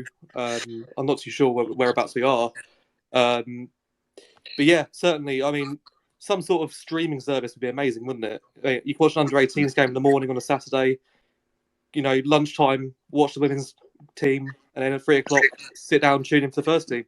What a Saturday! Yeah, I mean, I'd like literally, as Chris said, I would explore, particularly given the flexible payment options, but I would explore, paying a hefty premium on my season tickets going into the next season if there was that overarching access appeal. But how about you, Nathan? Where are you at in this line of thinking? I think if they did something like, get a match ticket for a men's game, or if you have a season ticket, then maybe you get like a discounted ticket for a women's game just to try it out. I think that's definitely something I'd be interested in.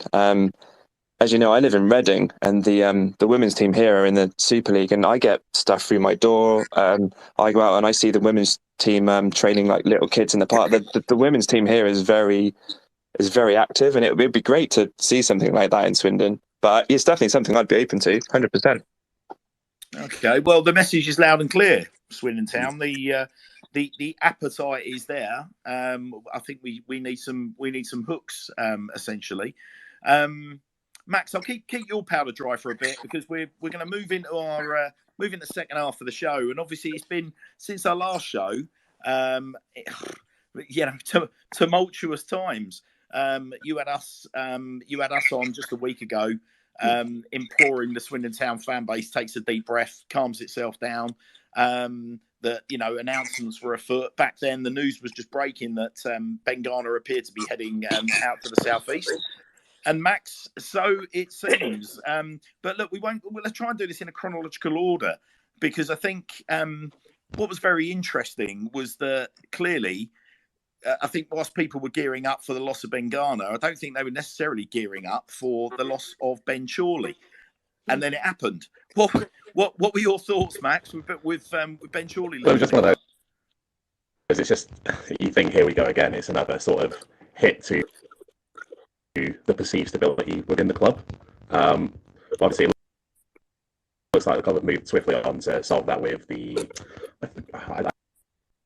I need to get his name down, but I know it's a good-sounding Italian name. And judging by it, it looks like we're sort of back on track. I think the most frustrating thing the past 2 weeks has just been the Charlton messing us about, hasn't it? That's kind of what it seems to have been. I do think Chorley will be a loss, but if they brought in the right guy, then we may end up looking back at this 6 months' time, looking at his recruitment and thinking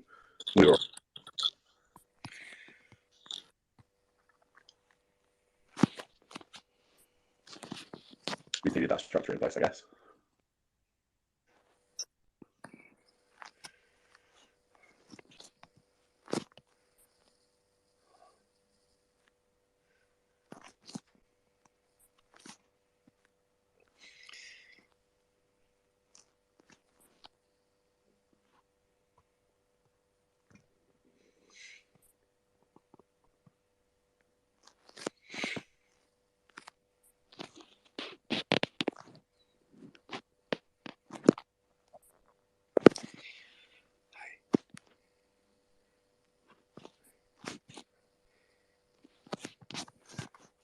Hello, Chris. Sorry, buddy. Can you hear me? I can now. Ah, lovely. Chris, sorry, buddy. We seem to be having a little bit of a technical glitch. Max started sounding like a robot. I was just making the point about. We had a bit of glitch there, but I think we're back on now. Yeah, so Max was. I get the gist. Obviously, Max appears to be of the opinion. Obviously, losing Chorley was a bit of a shock, but that the club's moved very quickly to bring in Sandro Di Michele. And the point I was just making there, while clearly we were having that glitch where I was talking to myself, was that he's quite clearly, the club statement is that Sandro Di Michele is going to be overseeing the entire football operation. So it's to all intents and purposes, it kind of feels the same, is it not? But then the only difference appears to be that people are making, there seems to be a bit more of a play about his analysis-based recruiting, and that wasn't necessarily a view that people saw, or language that was attached to Ben Chorley. Would you say that's fair? It's a very different approach, certainly, because he's very much data driven, and I'm not so sure about that. I like a bit of it, but it's you need the data, and you need eyes on to get both sides of it. Yeah, now I think what's really interested me about Sandro, I mean, I wanted to spend a little bit more time talking about Ben Chorley, sort of reflecting on what he's brought to the club. But someone described to me today, and poor old Sandro won't necessarily like this, or may indeed like this, but anyone that's seen the movie Moneyball, people have drawn a conclusion that he is almost like the Billy Bean assistant that been nicked off of a competing club kind of very early in the day. Little bit of an unknown, not necessarily a football man, as in someone that's come up through the ranks that, you know, is dyed in the wool kind of, you know, football coach, football player. You know, this appears to be someone that's had a very, very different background coming into the game. But interestingly, and Joe, I don't know whether you've picked up on this, but a lot's been made of what Di Michele achieved at Wigan, where he spent significantly less than the rest of the division in terms of their recruitment, but nonetheless ended up with them sort of sitting pretty in the league table. Absolutely. I mean, you look at Wigan's season, the year we went down in League One, they were very close down there with us, really. The difference is tangible, isn't it? I mean, I think Tyler put on our group chat a picture of the transfers that they'd made last summer. And you've got names like James McLean, who, to me, is a top-end Championship winger, maybe lower-end Premier League player in his day, coming into the club on a decent wage. I think the biggest thing with Sandro for me is I was reading up on the fact that he's had a big part to play of the research for Football Manager, the game. Yeah. And obviously looking at the data, if we go down like a data analytic sort of route with transfers and that, I mean, what better background to be employing as a club that's going to take that route than a person that's worked on Football Manager with a database of hundreds of thousands of footballers with all of their stats logged in and the pros and cons of their game. Yeah.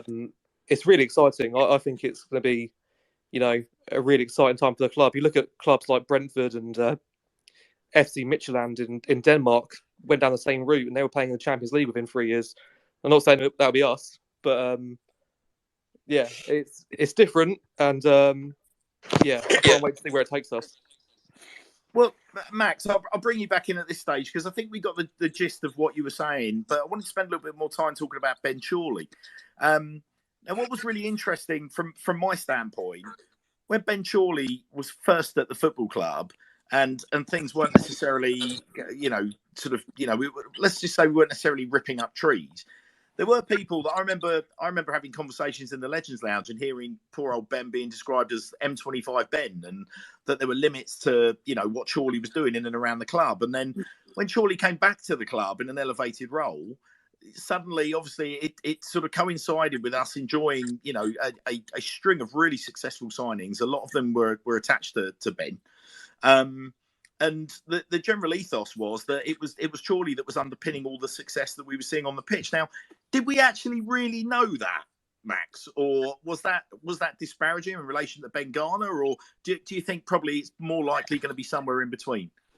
Well, I think it's somewhere in between, because you look at take someone like Johnny Williams, for example. You know he was probably a Garner recommendation just from their link up at Crystal Palace. Probably the same with Egbo, the same with McCurdy from his time at Villa, that sort of thing. So you'd have to think. I think Garner probably had more to do with transfers than some fans might to admit. But I feel like Chorley probably did a lot of other stuff behind the scenes rather than just the transfers.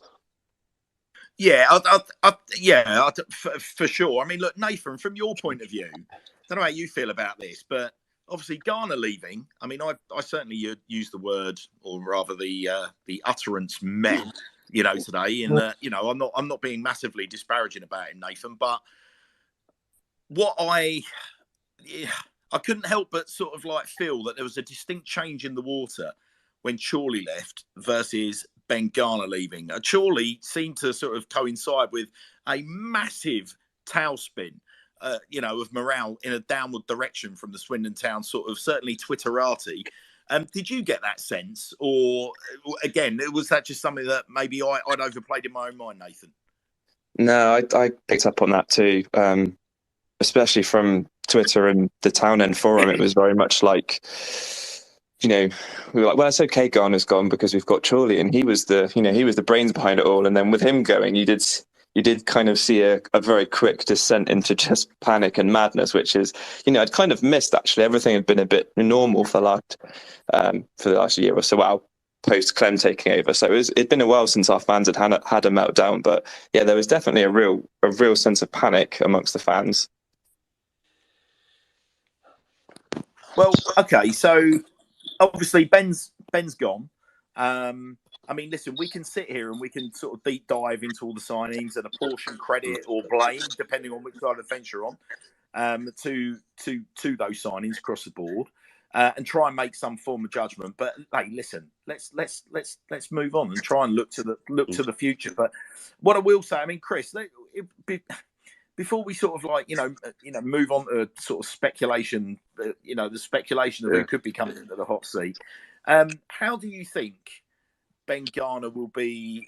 Do you feel that history will be kind to Ben Garner? How do you think Ben Garner will be remembered for his time at Swindon Town?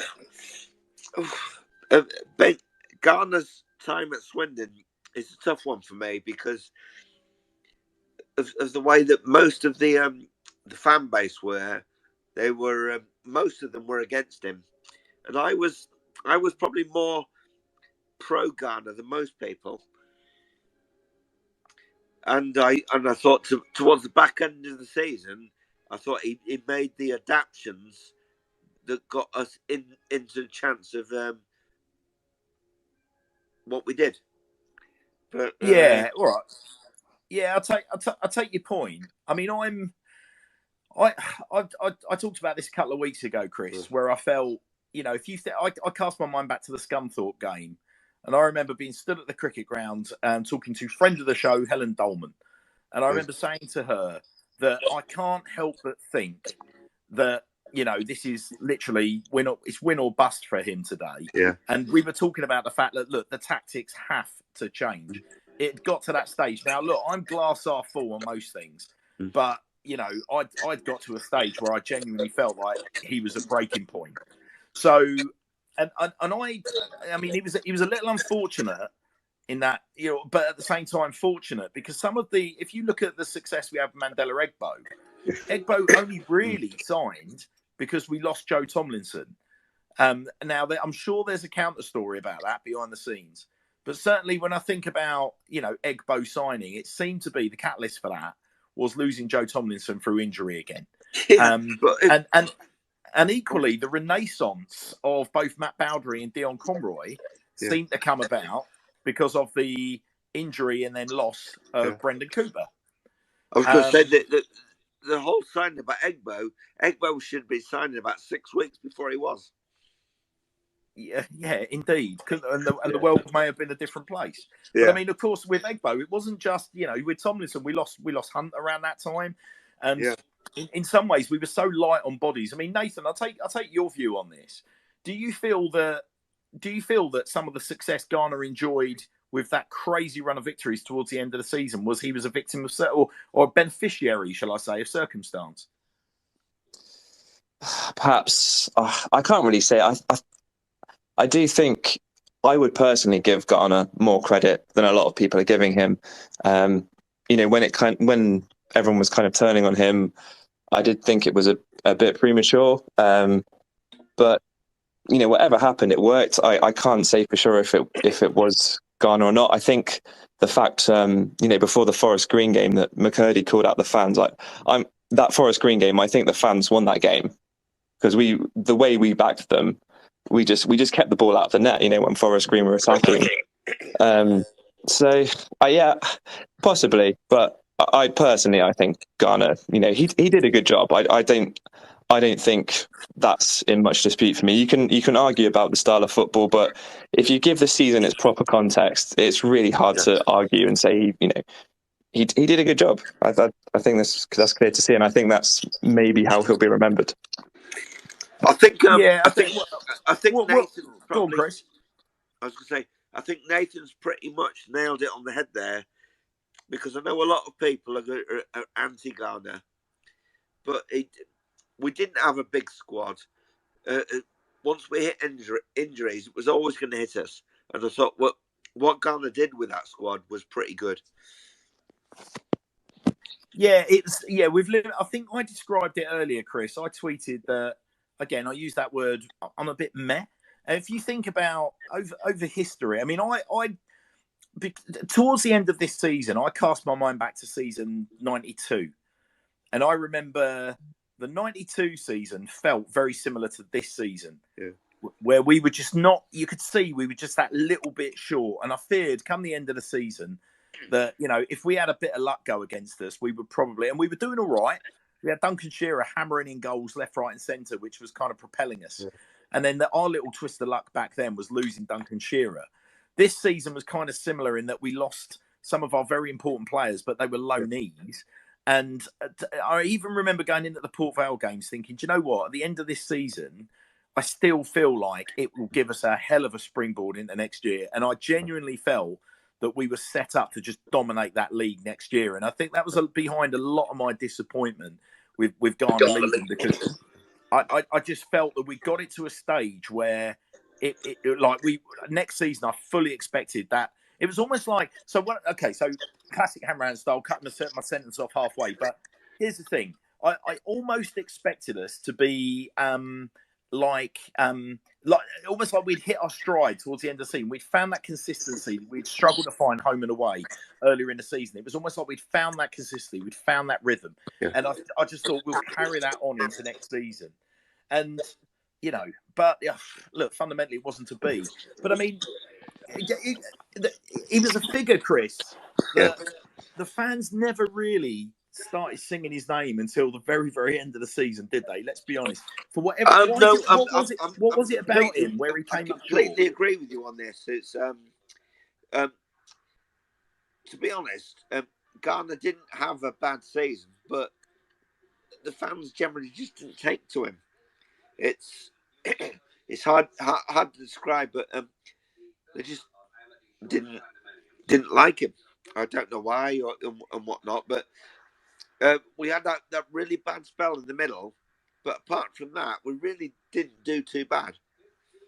Yeah, I mean, like I said, the tweet I put out earlier today, Chris, basically said outstanding away performances.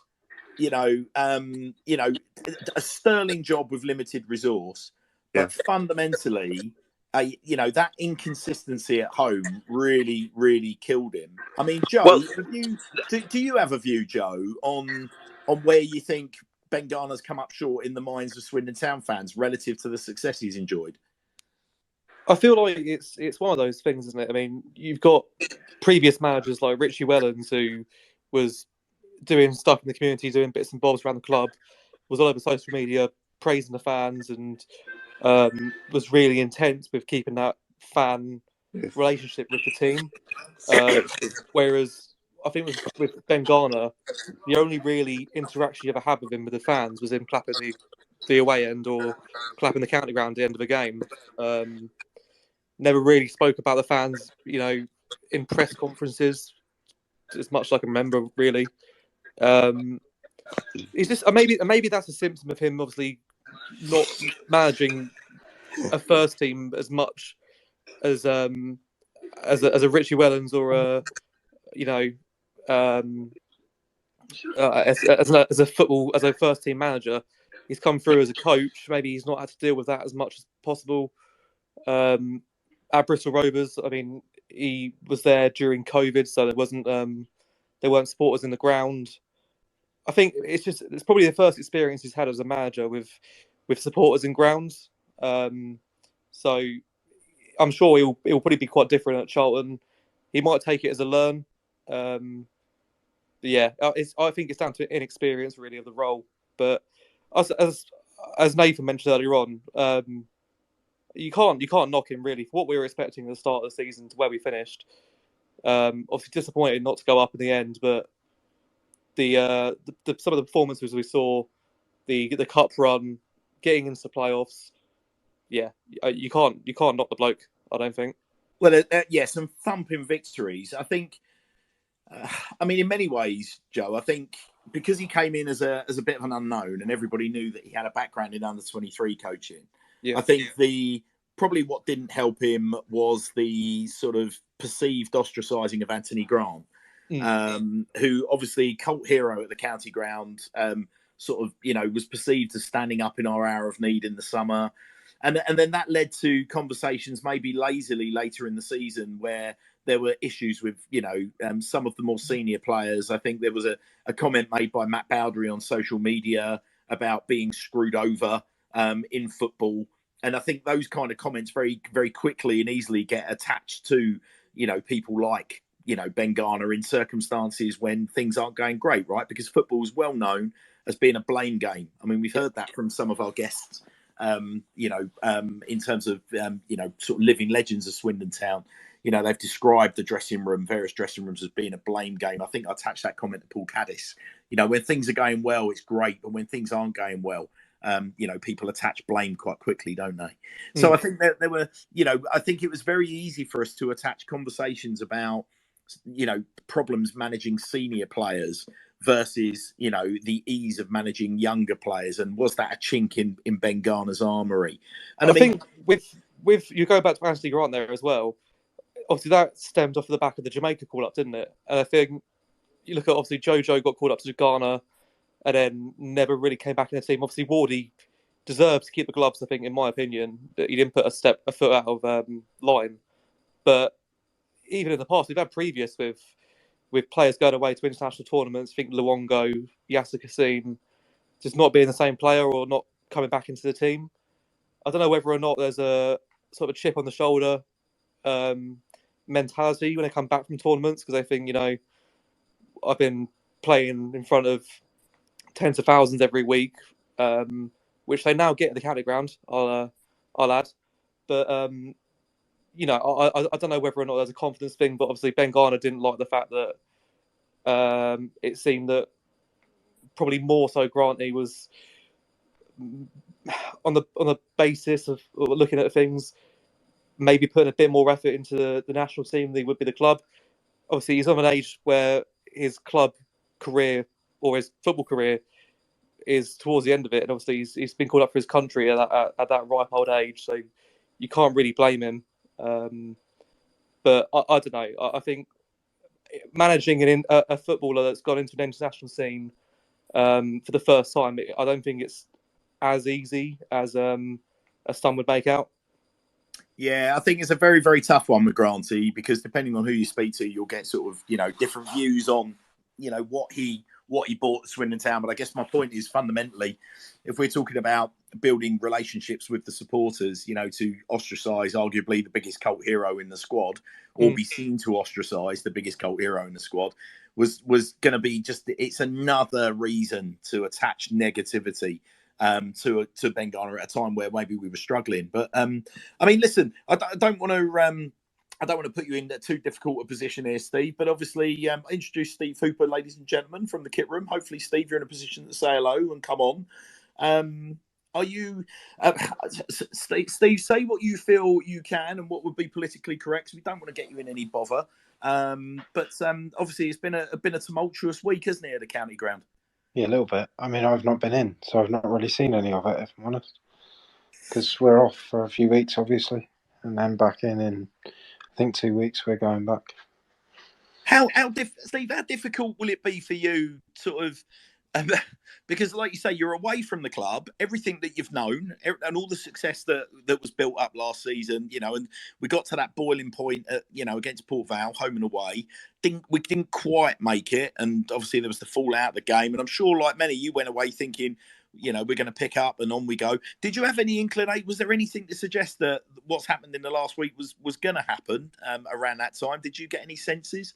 Nothing at all, to be honest. But it is what it is, isn't it?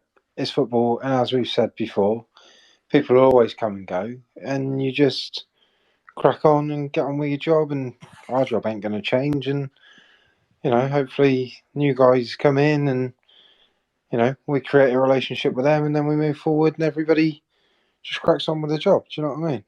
Yeah.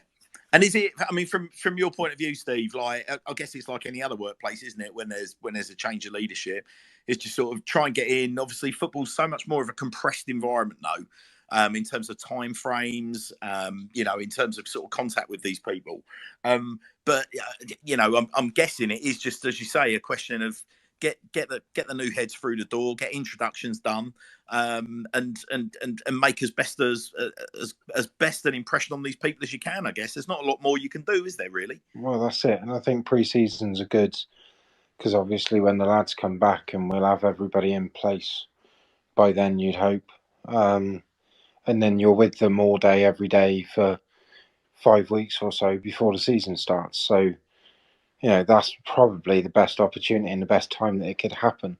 If it happened mid-season, which we've had before, that can be a little bit more difficult for obvious reasons, because you're bouncing game to game, and you're in, you're off, you're in the morning, you're all over the shop. You're travelling all over the country, and sometimes with them and sometimes without, and so you don't really get the chance to get to know people. But obviously in pre-season, it's a bit easier because you're with them every day. Yeah, and I guess, Steve, the other thing, if you reflect on last summer and all the trauma and turmoil that we went through as a club, the thing that really struck me last week was just how quickly our large swathes of our social media fan base, or social media based fan base, went into the sort of downward spiral, almost like trying to compare this summer, what's happening this summer with last summer. But it's very, very different, isn't it? I mean, we have, for want of a better word, this summer we have a lot of time on our hands, Steve, don't we, relative to last year? Oh, it's a completely different situation. It's just a manager leaving or head coach leaving and a new one coming in, which every club goes through. And we've had it. I mean, I'm trying to think of how many managers we've had in 3.5 years I've been doing the job, and there's quite a few. This will be our 6th, I think. But yeah, like, it is what it is. Every club's going through it. Like, even the players leave, and you need, I don't know, a new striker. It's the same thing. You just got to find the right person to be in the right place. And it's completely different. I mean, last year we almost didn't have a club. None of us were getting paid. Whereas this year, everyone's on their time off. And by the time we come back, it'll all be sorted out. So it's a completely different situation. So I don't really understand the big meltdown, if I'm honest. And I think the other thing is, Steve, of course, the fact is, it's a difficult one, isn't it? Because I grew up in an era where Swindon Town were giving out 3-4 year contracts to people. And we'll all remember the sort of figures that were associated to the Paolo Di Canio era and the sort of budgets we were operating with there. But, I mean, football, certainly in the lower 2 divisions, certainly in League Two, I mean, it's very rare that you see a player being given a 2-year deal, let alone a 1-year deal. So to a point, we've almost got to play that game, haven't we? And play to the same rules as everyone else. Try and get ourselves out of this division and then out the next one before we can start dreaming of that wonderful word loyalty, or people hanging around a bit longer. I mean, we're kind of we're just a victim of the level we're operating at, aren't we? Yeah, again, if you have a good season in League Two, teams from the league above are going to look at your players, look at your manager, and it's the same in any league. You look at when we were in the League One playoff final 2015. Within a couple of weeks, 16, 17 people had left the building. Because if you have a really good season, you don't get to that promised land of getting the promotion, then clubs from the leagues above are going to come sniffing. Of course they are. Because that's just the nature of the beast, especially League Two, League One. If you've had a good season, you've got good players and you've got good coaches and good manager, and people are going to come sniffing. Of course they are. Why wouldn't they? And if you've had the good year, then you've got to kind of expect it. Yeah. So when are we? Do you know? I mean, are you allowed to say, Steve? When are the boys actually back in training? Have you got a date fixed? I mean, we've got our date of when we're going back, which is the 20th, and we're going to be in to sort all the kit and everything. But again, I mean, everything that we were given was based on like the previous people that were in, so Chorley and Ghana. So I don't know if it will change. I don't know what new people will want, but again, it's just to play it by ear and work how you can work and get stuff done. But yeah, I don't really, not really too sure what they want. I can't see it changing too much. Yeah. So hopefully, it's sort of the end of the month really, that we'll all be back in. And obviously, Steve, I know we can't talk kits, but I know that you've seen the kits, and you've got very excited when I've asked you, and you basically told me to shut me trap and not push you any further on them. But fair to say, from what you told me, the Swindon Town faithful are not going to be disappointed this season. As I said last year, patience is virtue. Because you wait your time and then you see it and you go, yeah, I like that a lot. Yeah, and obviously you're a man that gets to pour over a lot of kits, Steve. So it's fair to say that's quite an endorsement of our new lineup for the new season. I'm not gonna ask you cryptic questions. I'm not trying to get anything out of you. I'm not going to give you any answers. He's a tease. But we have some exciting plans, Steve, don't we, for kits? That may or may not involve our good selves in the Sir Tom Broadbent Lounge. So for all of those eagle-eared, keen-eared listeners, do keep your eyes across the lounge and what we're going to be doing over the coming few weeks. Because yes, we're going to have a fair bit of fun. But look, Steve, I mean, is there anything that you'd like to add, sort of specifically in relation to, obviously the last week and looking ahead? If you could sort of like encapsulate anything and push it out to this lovely audience listening to you, is there anything specific you'd like to say? I haven't listened to too much tonight, to be honest, so I'm not too sure what's been covered and what hasn't. What I'd say is it's like any other workplace. If you have people in and they do a really good job, other companies or other clubs or other organisations will come looking at your people. We've had people in that have done a really good job and other people have come looking at them. You can't stand in anyone's way if they can go and do a job at a higher level. You just can't. And you wouldn't want people to not go and better themselves and not go and perform at that higher level, because ultimately that's what everybody's in the sport for, is to get as high in the sport as you can. So you just kind of have to wish everyone well, because I mean, brilliant for them, brilliant for their families, great for their careers, like fantastic for them. And now we have to kind of put that behind us. When new guys are in and announced and everything else, then we've got to get behind them, and we've got to have a really good go this coming season. And I'm sure we will. I'm going to bring Nick Judd in at this stage. Juddy, good evening, mate. How are you? I'm very well, mate. How are you? Oh, yeah, very well. I think we're sort of stuck in a spot, I think, really, where I thought we'd take a little sort of forward view on managers now. I mean, you obviously former admin at the football club, going right the way back to 2 seconds, Hannes. Hi, Reedy. Hi, Reedy. Nice to see you. So, admin at the Swindon Town. Billy Reed listening in.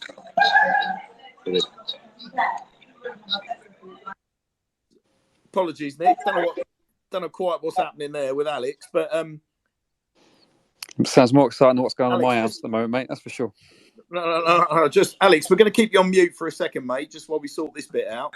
Didn't even know I was on, mate. Sorry. No, you're fine, mate.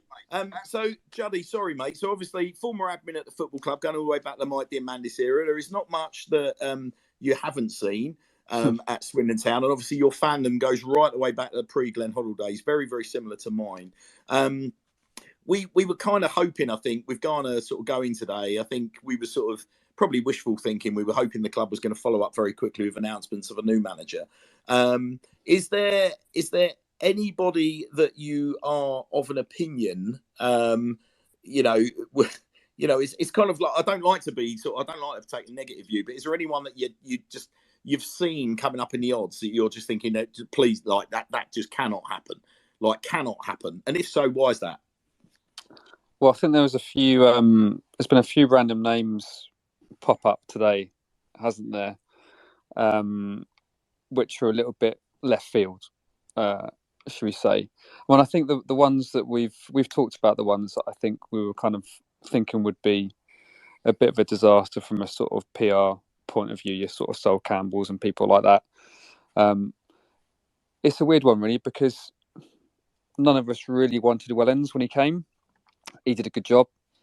None of us really wanted Garner. I think it's probably fair to say. He did a good job.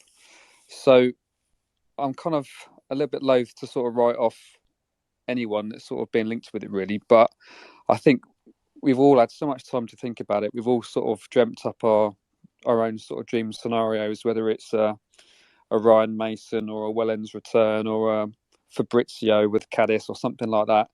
I think the more time we've kind of all got to think about it, the more sort of disappointed we'll be if it's not one of those, if that makes sense. Yeah, I mean, from your point of view, Nick, what is it? I mean, again, we're probably stating the obvious here, but, you know, the sort of the calibre, the sort of names that you're talking about, why is it you think, for example, a Paul Cadiz would be a success at Swindon, given our current plight? What is it you think he brings to the table? Well, to be honest with you, like anyone who gets appointed this time round, it's a risk, isn't it? We don't know there's no sort of guarantee that anyone we appoint is going to hit the ground running and get us out of League Two. You know, like look at all the appointments we've had. Even sort of going back to Canio, massive risk. Wellens had no idea, risk. Garner the same. I think the biggest thing that Rob and Clem really have to take into consideration this summer is how much positivity they've kind of clawed back in a very short space of time. And so what they've got this summer is such a huge opportunity to really get the excitement going again. I mean, from their point of view, they're obviously trying to shift season tickets. They probably want to appoint someone that's popular to sort of make up for the whatever disappointment there is of losing a manager who almost got us out of League Two. Whatever we all think of Garner, he did a pretty good job and almost got us out of it. So there's just a really good opportunity to really build something exciting for the new season. And I think someone like Cadiz as a number two, perhaps, you know, he knows the club. He kind of gets it. He gets the kind of journey that we've all been on. I think someone like him, we were talking earlier in the week and sort of saying that Fabrizio,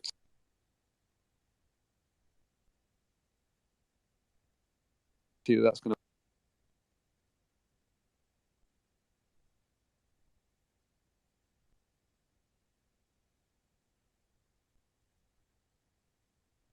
to work. I think it would. You still there? Yeah, still here, Nick. Oh, gotcha. Yeah. I think so. I think it's just a big opportunity. I think it's been such a season where we've achieved loads more than we all thought we would. There's been loads of positivity, and this is just a really big opportunity to really seize on that. And we all need a bit of a lift after the playoffs, and I think the right appointment would really get us going again.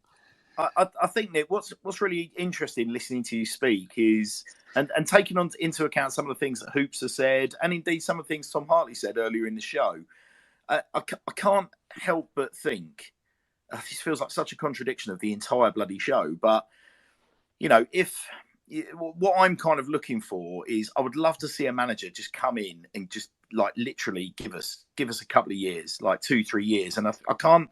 There are certain managers that have been in the odds, and you've only got to look at my bio to see who I put my full weight behind.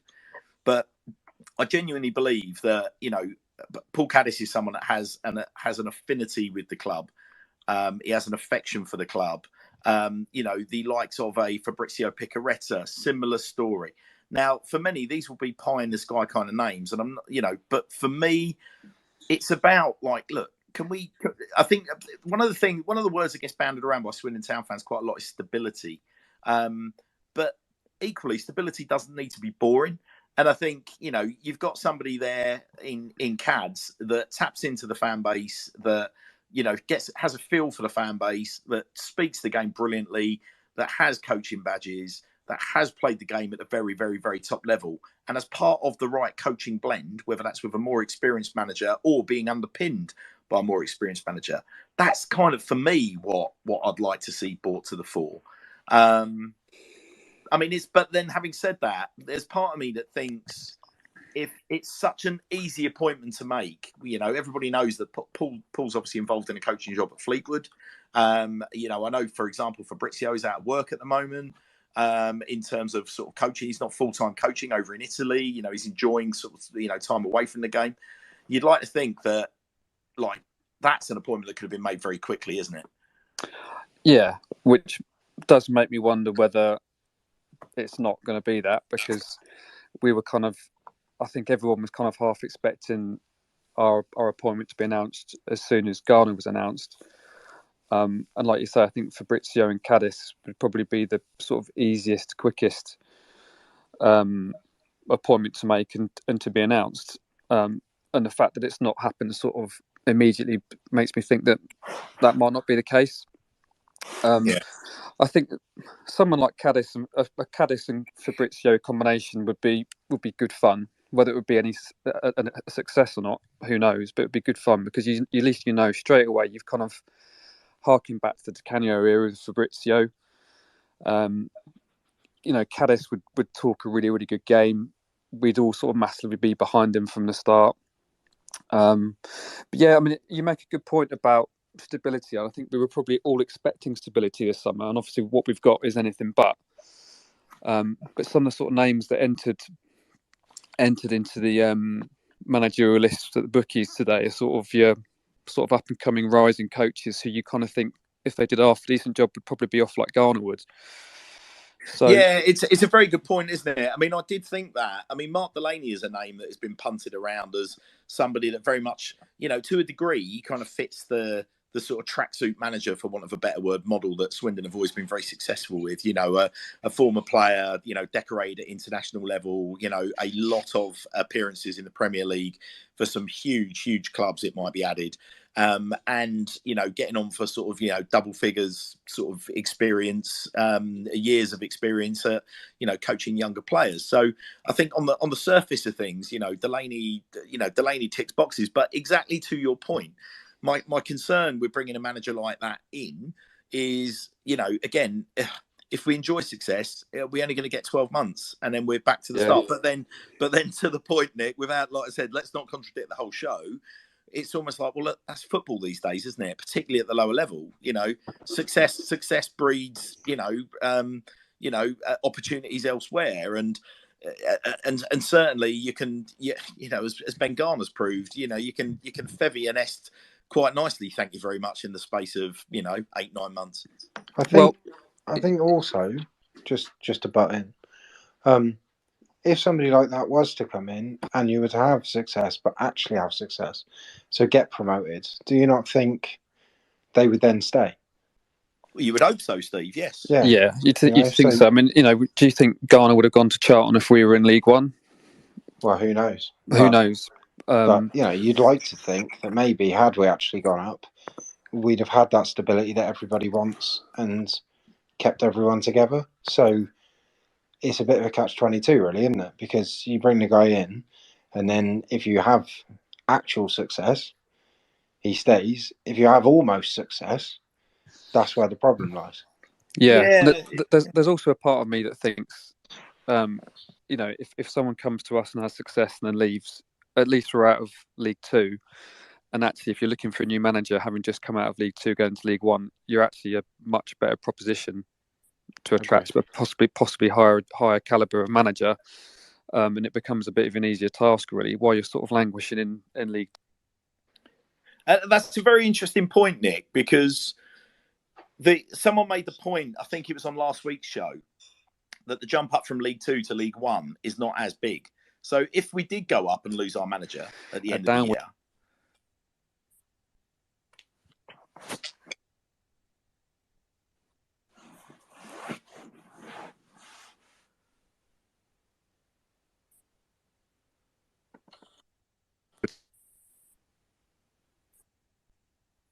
Sorry, Nick. I think we had a little bit of a tech glitch there. Can you hear me? Yeah, we can hear you now. Yeah, I can hear you now, buddy. Yeah, sorry about that, boys. So yeah, I mean, the point I was making is that somebody said on the show a couple of weeks ago that the jump up from League Two to League One is not that big. So if you're going to lose a manager in those circumstances, maybe between those divisions is a little bit more forgiving than if you lose a manager going up from League One to the Championship, which is a huge leap. Yeah, and I think also losing a manager having gone up to League One is easier to take in many ways than what's just happened this summer, because whatever you think of the job Garner did, I actually think he did a pretty good job, but to kind of like walk away from it is frustrating, really, and leaves a bit of a bitter taste. But you know, you have to see it from his point of view.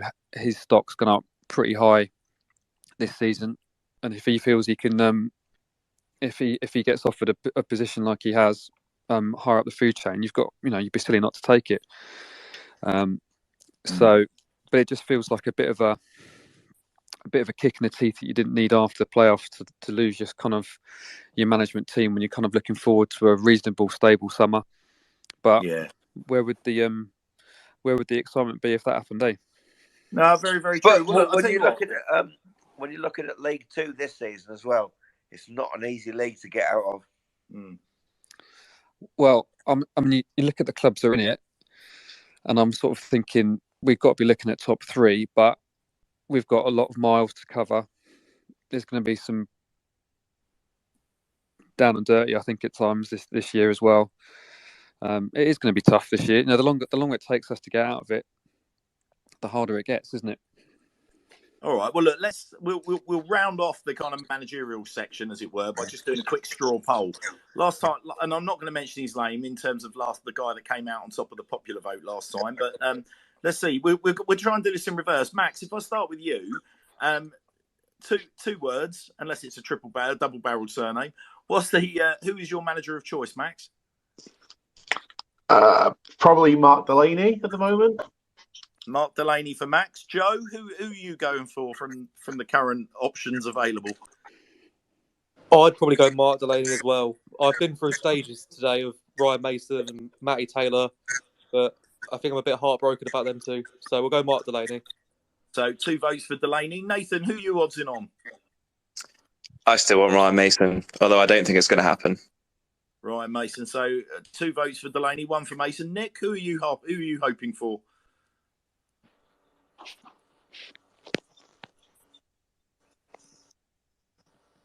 Or there's a chance we may have lost Nick. So we'll come back to Nick. Chris, what about you, buddy? Who's your selection?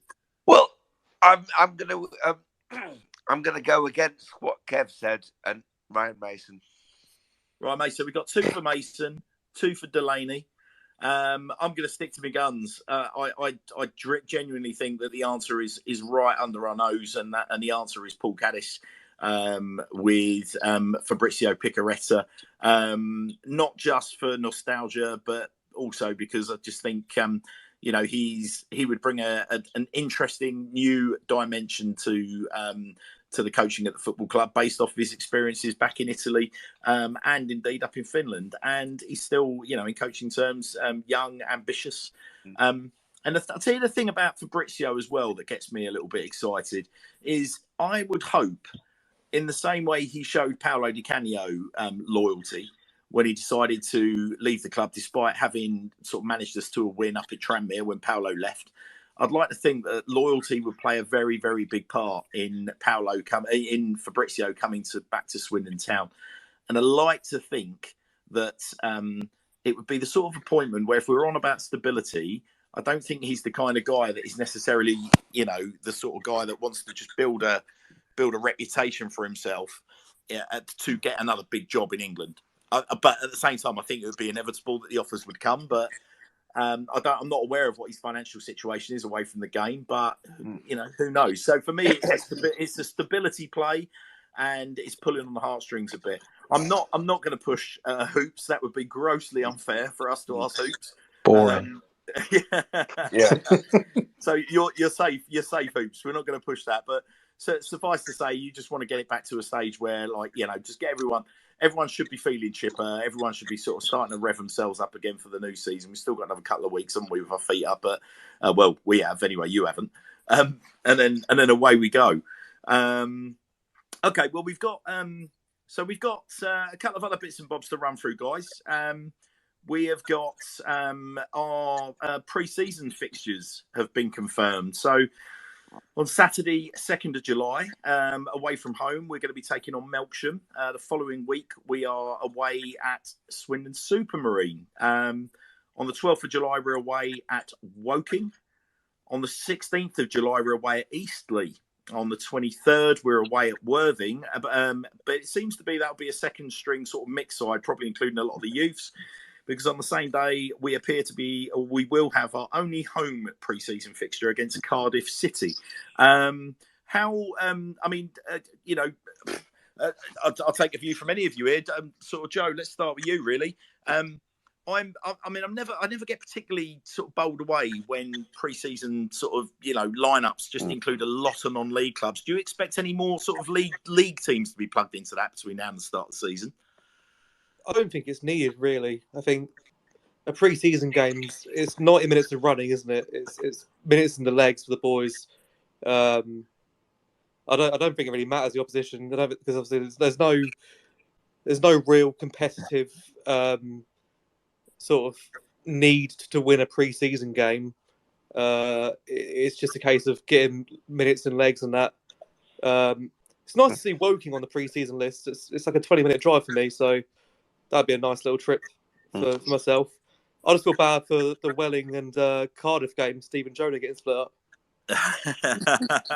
Yeah, Steve, is that right? Will you have to sort of split your resource for those two? Oh, I think we're going to have to. Oh. I don't think we've got a choice. Can't you give the players their kit in a rucksack like old school? Can you imagine? Football, sort yourself out, son. Can you imagine that? That'd be unbelievable. No, I think if you? All right, so give it to me here, Steve. Who would be utterly lost if you sent them off with a rucksack and a packed lunch? Who would struggle the most? Do you think? That's a tough one. Probably Ellis. Can you elaborate? Not really. But no, that's going to be a fun day. That I think I'll probably end up going to Worthing, if I'm honest. Yeah, that day by the coast, quite right. Yeah, why not? Eh? So so obviously that's our pre-season lineup, but then we've also had over the course of this week, we've had the resumption of the conference final sorted, with Grimsby triumphing at the London Stadium, which means that League Two is going to be made up as follows. We have got AFC Wimbledon, Barrow, Bradford, Carlisle, Colchester, Crawley Town, Crewe Alexandra, Doncaster Rovers, Gillingham, aforementioned Grimsby, Harrogate, Hartlepool, Leyton Orient, Mansfield, Newport, Northampton, Rochdale, Salford, Stevenage, Stockport, Sutton, Tranmere, and last but not least, Walsall. So we've got some miles to clock up. I mean, Chris, you must be happy as Larry, mate, based up north. You've got some cracking away days, haven't you? Well, it depends on what days I get off work, but the away days are good. But obviously, home days not so much, because a home day is a 400-mile round trip. Come on, don't give me. I don't want your excuses, pal. You do a Vic. Just take great inspiration from the wonderful Vic Morgan. You clock up those miles, pal. Yeah. But no, yeah, I mean, but are you going to join me and Dan at Doncaster? Oh, 1,000,000%. 1,000,000%. Don't you worry about that. Well, I'll tell you what. For me, from a Southeast point of view, I'm happy as Larry. We're going to be renewing old rivalries with our friends just across the London-Kent border in Medway at Gillingham. We've obviously got Crawley, Sutton, AFC Wimbledon, Leyton Orient, Stevenage. There's plenty of games for me to be sort of sinking my teeth into, but from a Swindonian point of view, it's quite a trot. I mean, Nathan, I was going to punt this one at you. You've got to really clock up the miles this year, haven't you, mate? Home and away. Wow, I mean, it's not too bad, but obviously for me next year it's going to be a tough one with having a baby due in July. So I really don't know how much I can do next season at all. So I'll listen to you. It's excuses. Nathan and Chris, you're both as bad as each other. Yeah. I'll dismiss you both out of hand. Joe Vincent, bring some sense back into this debate. So, Joe, what's it looking like for you, mate? What's your roadmap looking like next year? Are you happy, or are you feeling a little desperate? I'm not gonna lie to you, mate. It looks disgusting on paper. It looks horrendous. Honestly, I've not done the miles, but it's got to be thousands. It's all up north, isn't it? It's literally the EFL North this season. Well, like I said, to be totally frank, mate, southeast is not too bad for me. You're certainly in and around the sort of Greater London area. I'm quite happy with away days, and every home game's an away game for me as well. So listen, I'm quite happy. But a lot of people of an SN1 persuasion quite clearly aren't. But we can have we can have a couple of good days out in the London, a couple of good days out in Manchester. Yes. And then one in Carlisle to finish it off. Carlisle.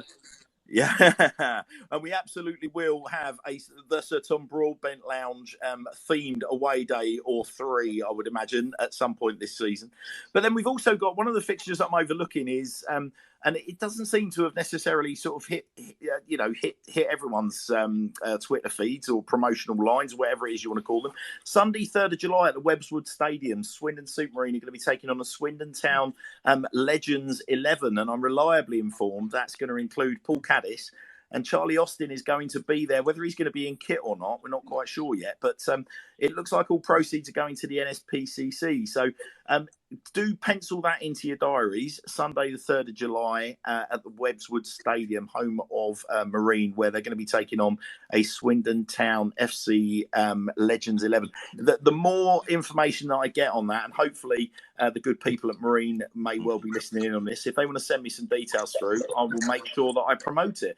And I will promote it, ladies and gentlemen, on the new The Sir Tom Broadbent Lounge Twitter page, which launched today to great fanfare. It's been a busy day, Chris, hasn't it?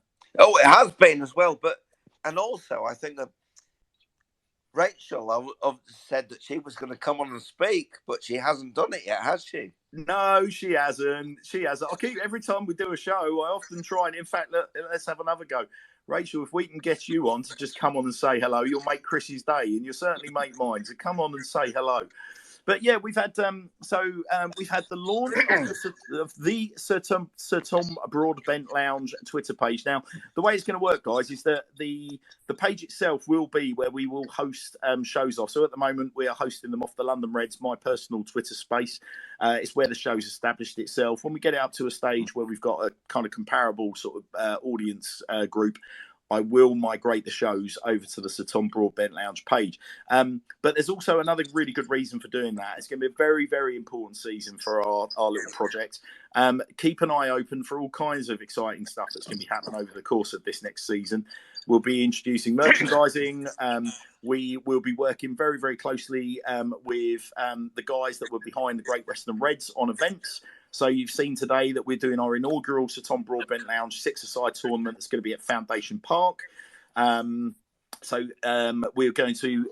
There are also plans afoot for pre-season, post-season barbecues, or last game of the season barbecues as before, and a whole host of other things that we're going to be doing. You'll be aware that we're working very closely with our friends at Verologic and indeed Dan Designs on some brilliant merch giveaways, which we're going to be doing.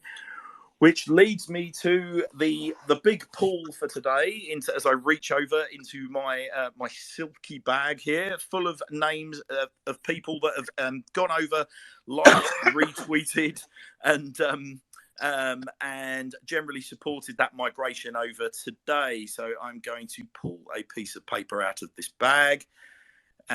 Because Glenn Richards, you are the winner of the personalised limited edition Sir Tom Broadbent Lounge hoodie. So congratulations, Glenn. Glenn, drop us a DM with your details. We'll make sure that you are furnished with those. Now, what better way to finish the show than introducing the wonderful Rachel, who I've never heard speak before. So this is going to be intriguing. Good evening, Rachel. Hello, sorry, I've got a watermelon face mask on in bed, so sorry. Yeah, I didn't really have much to say, but Chris keeps saying I need to talk, so there you go.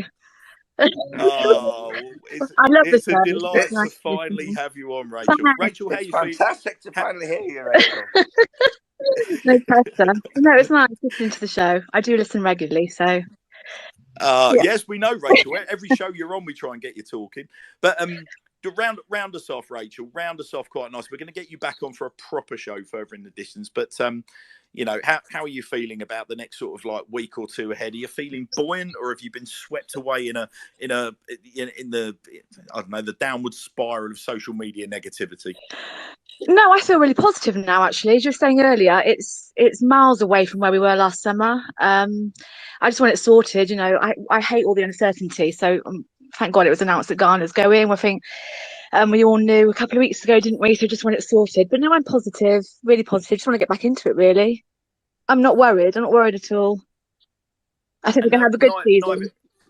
Neither should you be, Rachel. No, I think hopefully if anyone's taken anything away from the show, yeah, there's always stuff to debate. It's all part of the charm of following Swindon Town, isn't it? But I think generally, we as I've said before, in the 30 odd years that I've been following the club, certainly for 20 of those, we have been battered and bruised. But now we've never had a better time to hit the reset button. In terms of our expectations, we've clearly got a guy behind the club now, owning the club, that he's delivered everything that he said he was going to deliver. He's had obviously an unforeseen set of circumstances with his manager. I think whilst we've not had any official comment, I think we would have known if he knew that the wheels were going to come off in the manager's office. But it all appears, I mean, from what I understand, Clem's remaining in the country for a while yet. I've heard that Clem could be in the country for until the 17th. I don't know if there's any truth on that, and I'm sure we can get that confirmed elsewhere. But it's not like he's down tools and disappeared off. So it's going to be an interesting few days. Well, look, it's 11:30. We've been on for 2.5 hours, and I think if there is a time to finish, now is that time.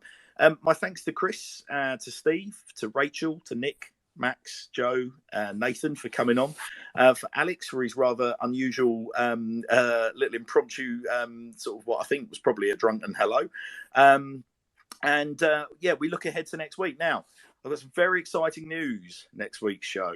Very, very exciting news. The legend that is Fraser Digby is joining us on next week's show, ladies and gentlemen. Fraser Digby. Just let those two words sink in. 12, 13 odd seasons, right the way through the leagues at Swindon Town. So excited that Fraser's going to be coming on to join us. For many, many people, is one of the greatest icons of our club. And I cannot wait, both from a former goalkeeping perspective myself, through to somebody that just stood there and essentially grew up whilst watching Fraser keep nets for us. Cannot wait for Fraser to be on next week. And I know he's super excited to be coming on. The content of the show, we are going to be talking about the best of everything. And we are going to be talking about his best saves, his best memories, his best roommates, the whole 9 yards. So we're going to have a lot of fun with Fraser next week. So do make a point of sticking that in your diary. Next Wednesday, 9 p.m, barring any disasters, we'll have Fraser on with us. Suffice to say, the Sir Tom Broadbent Lounge is a Swindon Town fans Twitter space. Its reviews are very much our own, do not represent those of Swindon Town Football Club or Tom Broadbent himself. Absolutely chuffed to have you all with us tonight, guys. Have a very, very safe week. Fingers crossed we'll have some news in the next couple of days. And if we do, the chances are we'll probably have another show before Fraser next week. But for now, that will do us nicely. Take